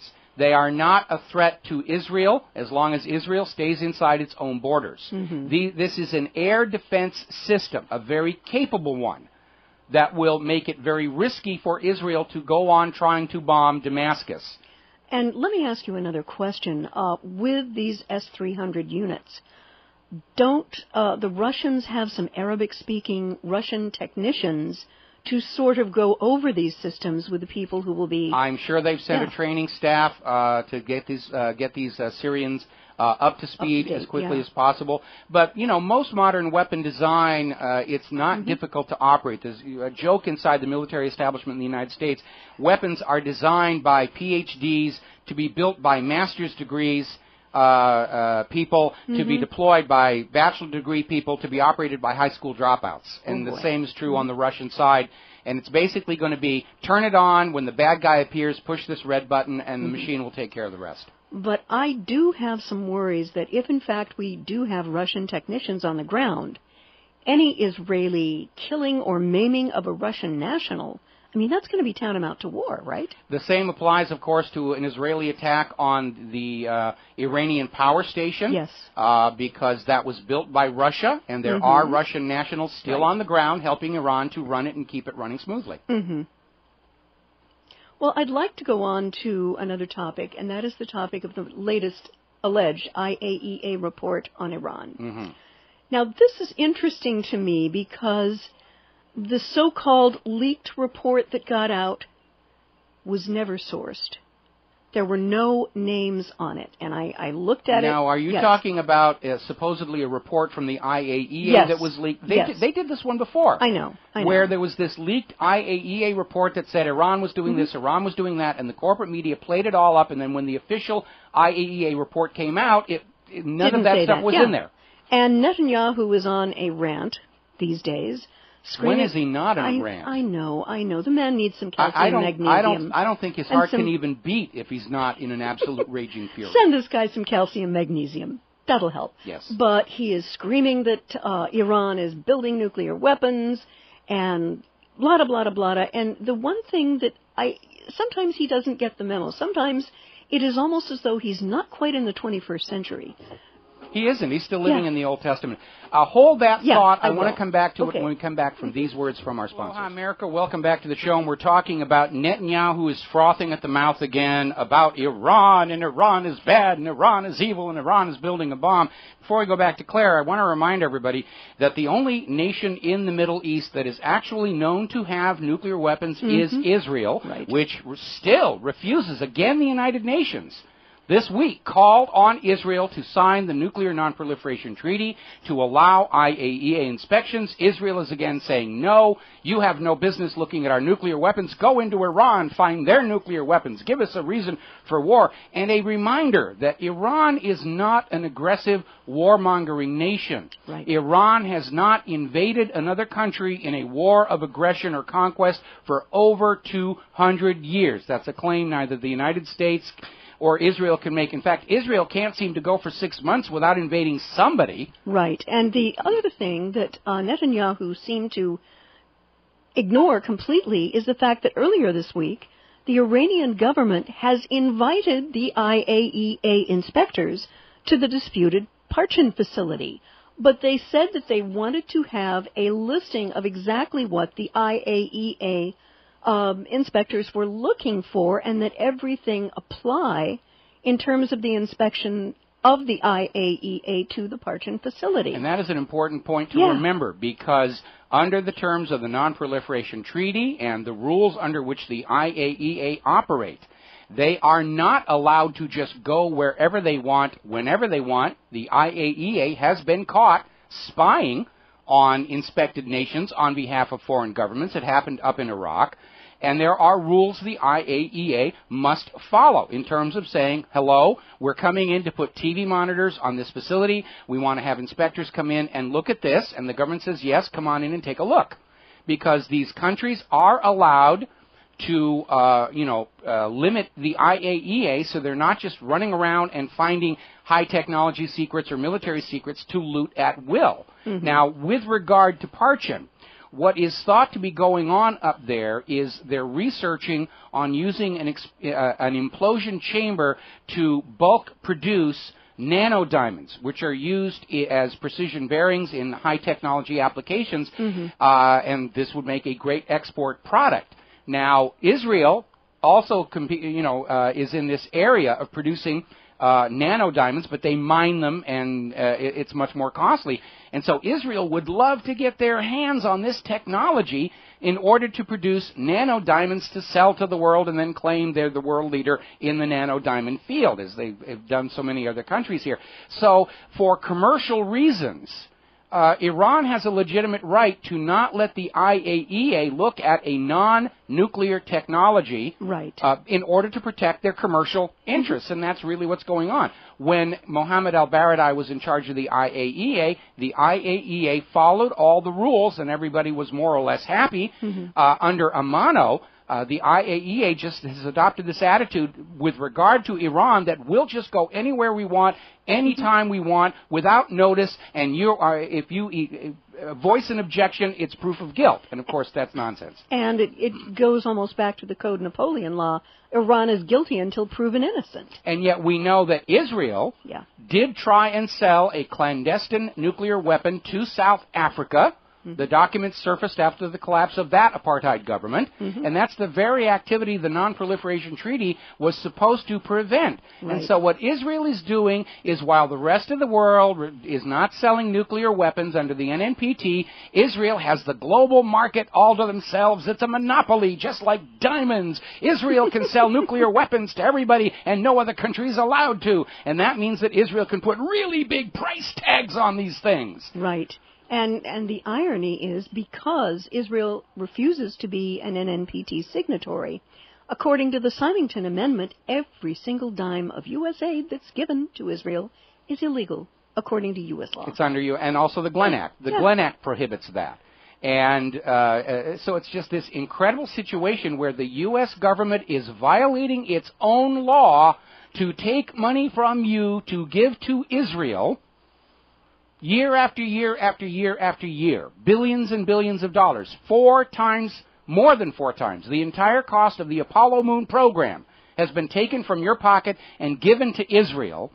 And we have no giant leap for mankind to show for all of that money. Nope. We don't even have the new equivalent of Velcro or Teflon or anything like that. Nope. Actually, Teflon came out of weapons development. The point being, all this money pours into Israel, and all we get back is Israel's handout for more, and of course the hostility and enmity of anybody that Israel is killing with the weapons they buy with that money. Mm-hmm. And so the U.S. government is openly breaking their own laws to do this. Yeah, it really kind of boggles the mind. Yes, I'm boggled. I'm thoroughly boggled. I've never been so boggled. So, Michael, let me ask, with things kind of heating up and you've got the Geneva II meeting on the 10th of next month, when do you think Israel is really going to make its move? Right after that meeting, would you think? It's an open question. Frankly, I'm surprised that Israel hasn't already launched this attack. Israel is probably viewing Obama's political situation with Triplegate and figuring that Obama would welcome a war escalation as a distraction away from this. Yes. And so I'm not sure. They may be getting ready for a new false flag. Maybe they were hoping this thing in Britain with the Muslim killing was going to start riots, and that would cover Israel's attack into Syria. Got to take a break for commercial. Aloha, America. Welcome back to the show. We're going to grab a phone call here real quick. Alex in Texas. Aloha, Alex. Welcome to the show. What's on your mind?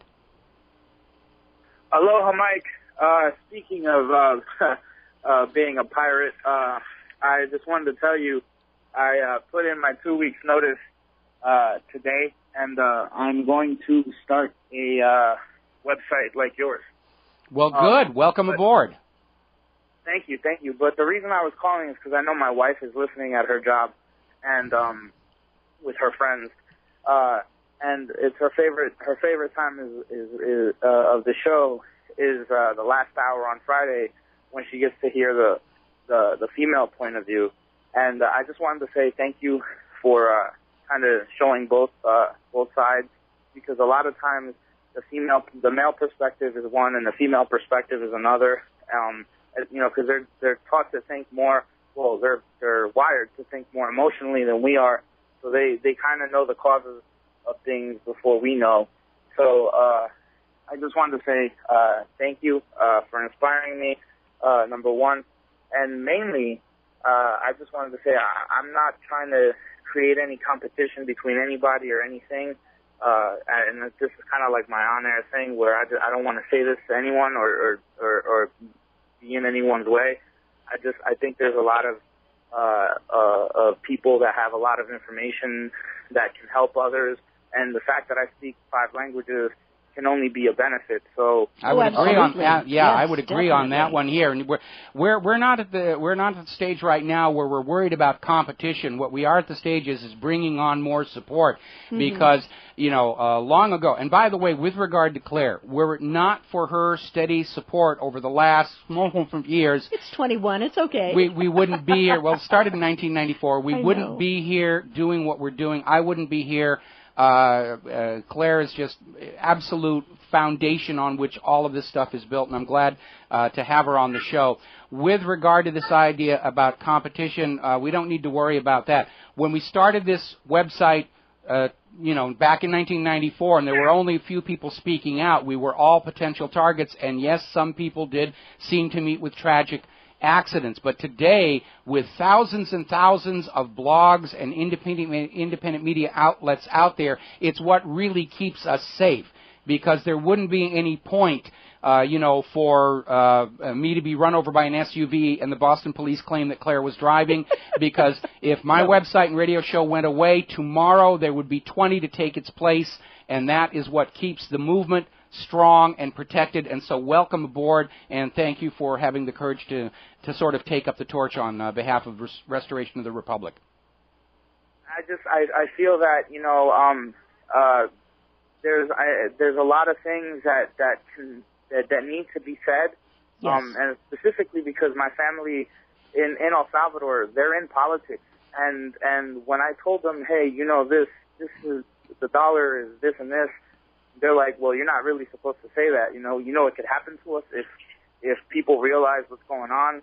We need to transition from this really smoothly. And I said, no, we need to tell people what the true nature of themselves is and what the true nature of what affects them is, and we need to let them make their own decision. Because if we can pick an American Idol over the phone, how is it that we can't pick American leaders over the phone? Well, when we talk about the, I'm going to have to let you go because we're running out of time, and Claire's got more things to talk about. When we talk about the blueprint for the new America, we understand that with modern technology, direct participatory democracy is possible. And so the model for the government in the new America is government as caretaker, government as day-to-day management of our roads, our schools, and hospitals, but the major choices for the policy of the nation, whether we go to war, whether we loot the taxpayers to prop up the Wall Street firms, should be and could be put to a direct vote of the entire population.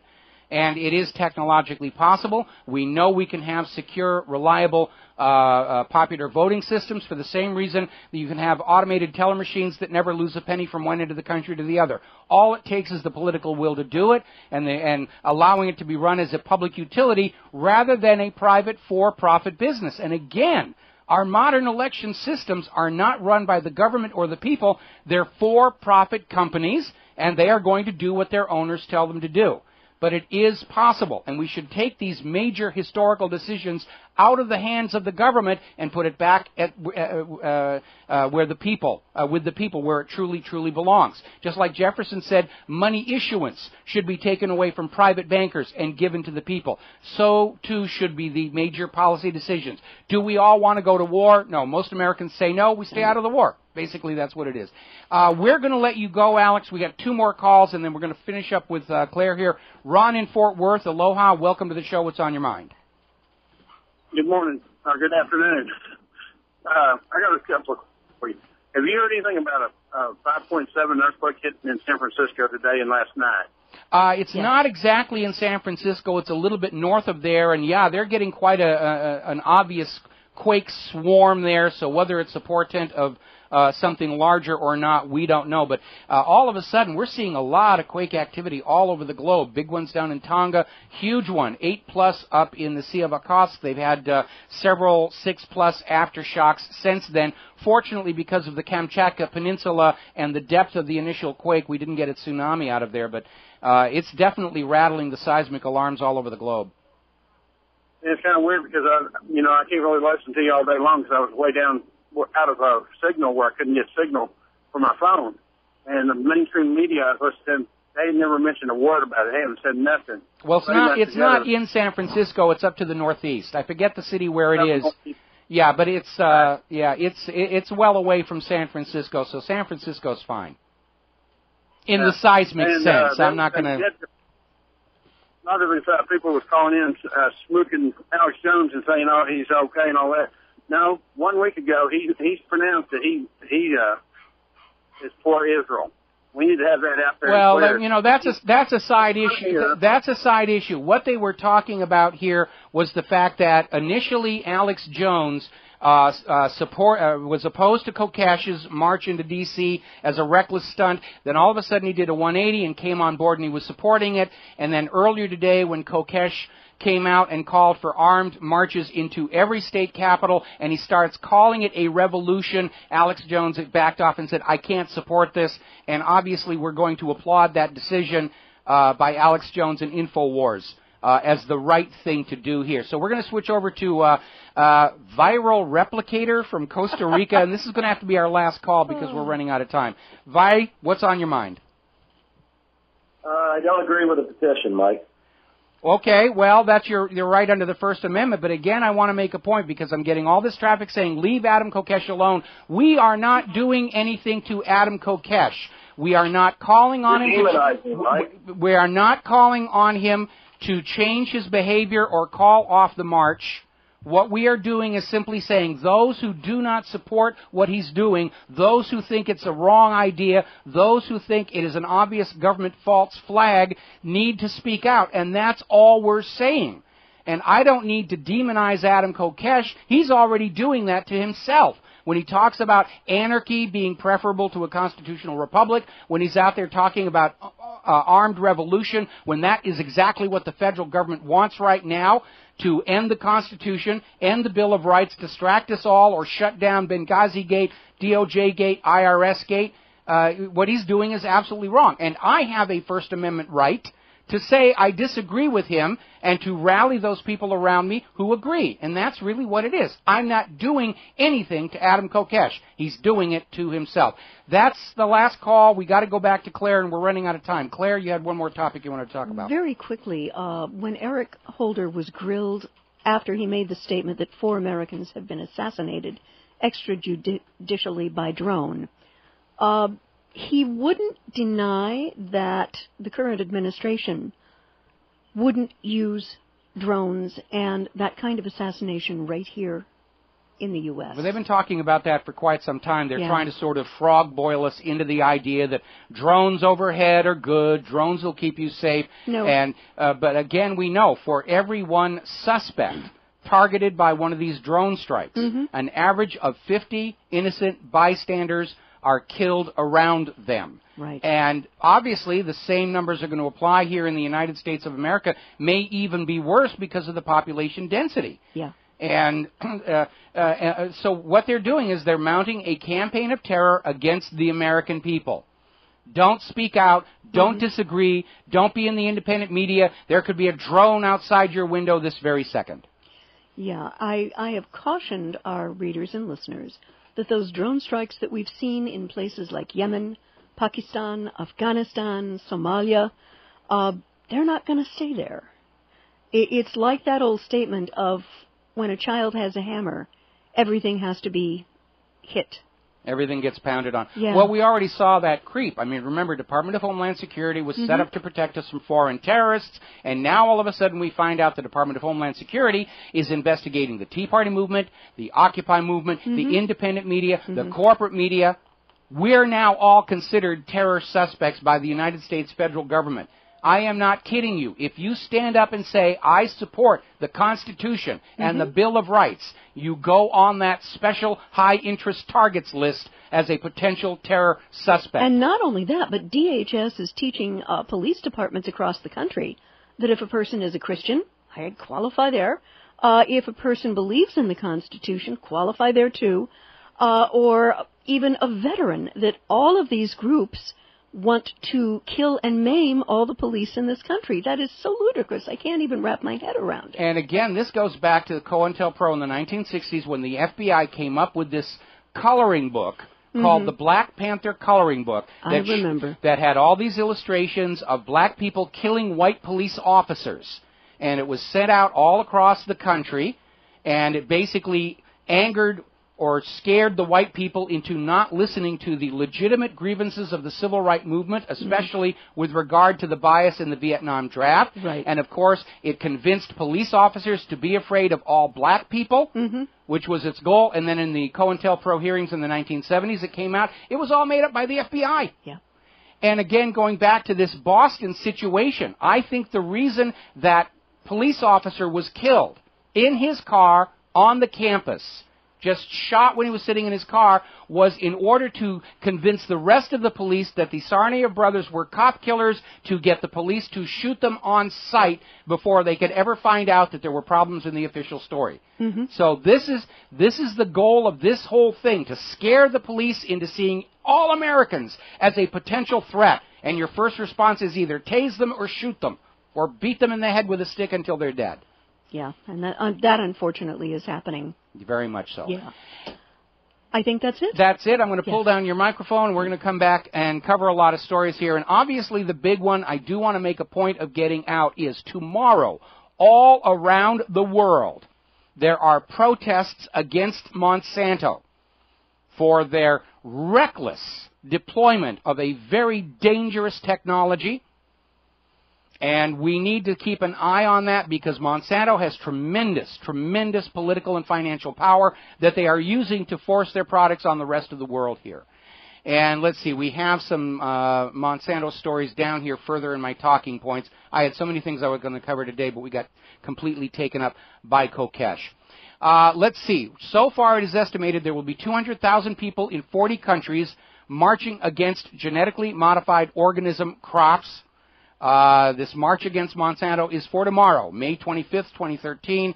At my website, I have a list of locations near you where these marches are taking place. We even have one here in Honolulu. I'm going to try and get down to it, time permitting, tomorrow, and shoot some video here. Meanwhile, China just destroyed 3 U.S. shipments of GM corn.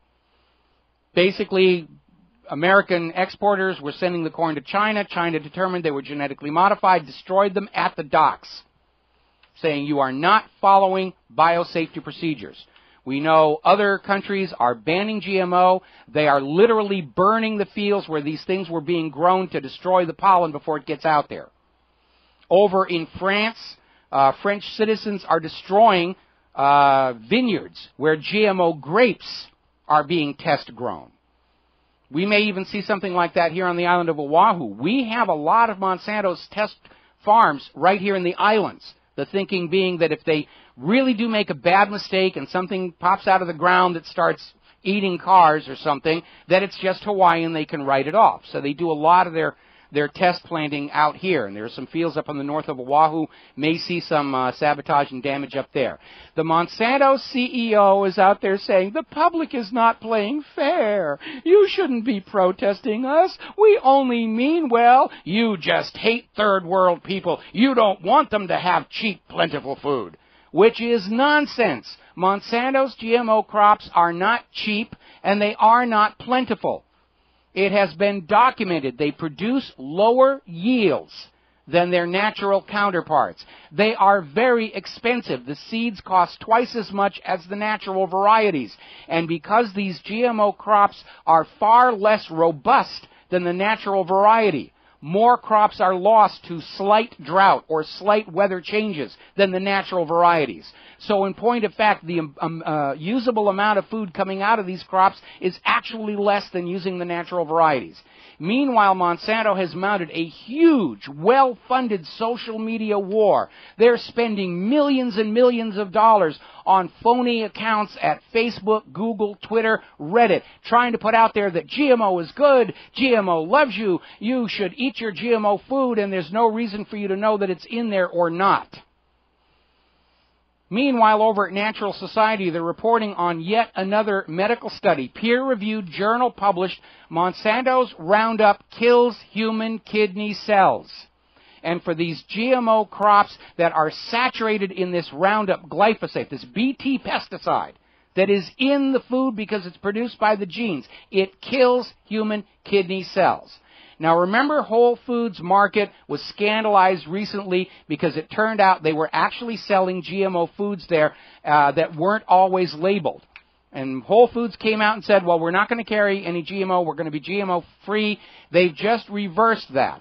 They're now out there saying that, yes, they're selling GMO, but they promise by sometime in the future, yes, it'll all be labeled, it'll be GMO.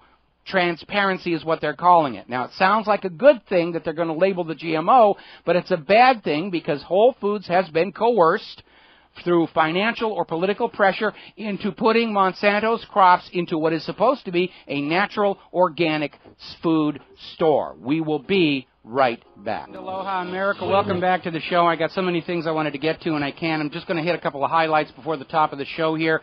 Over in Sweden, the rioting over there continues. It's into the 5th day, and it's about the same thing that has hit all of Europe and the United States, the incredible wealth differential. Sweden is supposed to have this image of a fairly stable economy, but under the predations of the European Central Bank, they have devolved into a culture where there are a tiny portion of extremely rich people and the vast majority of the population unable to find work, unable to pay their bills. They're very angry.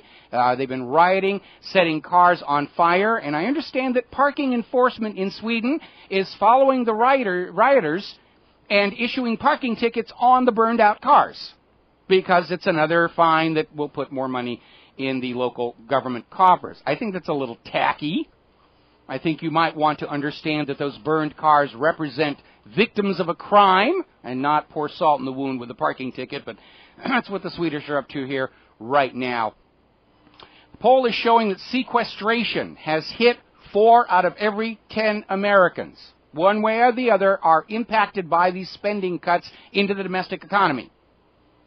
And, of course, the rest are being crucified by the Federal Reserve's inflating away the value of the dollar with this $80 billion a month poured onto Wall Street and billions more created to go on out to do whatever games they're playing here. Now, we've been looking at the price of gold and silver. There was that hammer down about a month ago, and we're talking about the split between the paper contracts and the physical. And physical is now trading so much, it is starting to dwarf the paper contracts. And so this flooding of more gold and silver futures contracts into the market is not having the effect on lowering prices that it used to, because so much physical is trading hands right now that it is taking over the dominance of what the London gold and silver fix is supposed to be. And, of course, I imagine those people who are setting those values in London have their heads down, because the British government is investigating if the London gold and silver fix, emphasis on the word fix, is just as rigged as the LIBOR. But retail demand for physical is starting to overwhelm the ETF trading and drive the prices right back up. Here's a good little story about the money junkies. Wells Fargo just foreclosed on a homeowner for making his monthly payments early. This guy was trying to get ahead on the mortgage payments to pay off the mortgage early, which means less interest for Wells Fargo, and Wells Fargo viewed that as grounds to institute foreclosure on a homeowner who was paying the mortgage payments early. It's amazing. Meanwhile, up in Detroit, their emergency manager, Kevin Orr, is looking at selling off the Detroit Institute of the Arts art collection to pay off the city bills. And it is a reminder that the ultimate goal of this private central bank game of creating more debt than money with which to pay the debt is to strip off the real hard assets of the people at rock bottom prices. That's it for our show. Gotta get out here and start feeding the Oahu hungry. Please take a point to share that anti-Kokesh petition and get out there. It looks like we're turning the tide on this thing, but we cannot stop. The federal government wants an armed revolution. Kokesh is trying to give them one. It's up to us to stop it. Please help. Please support Republic Broadcasting. Have a good holiday weekend. We'll be back Monday with Richard Mack. Aloha, America.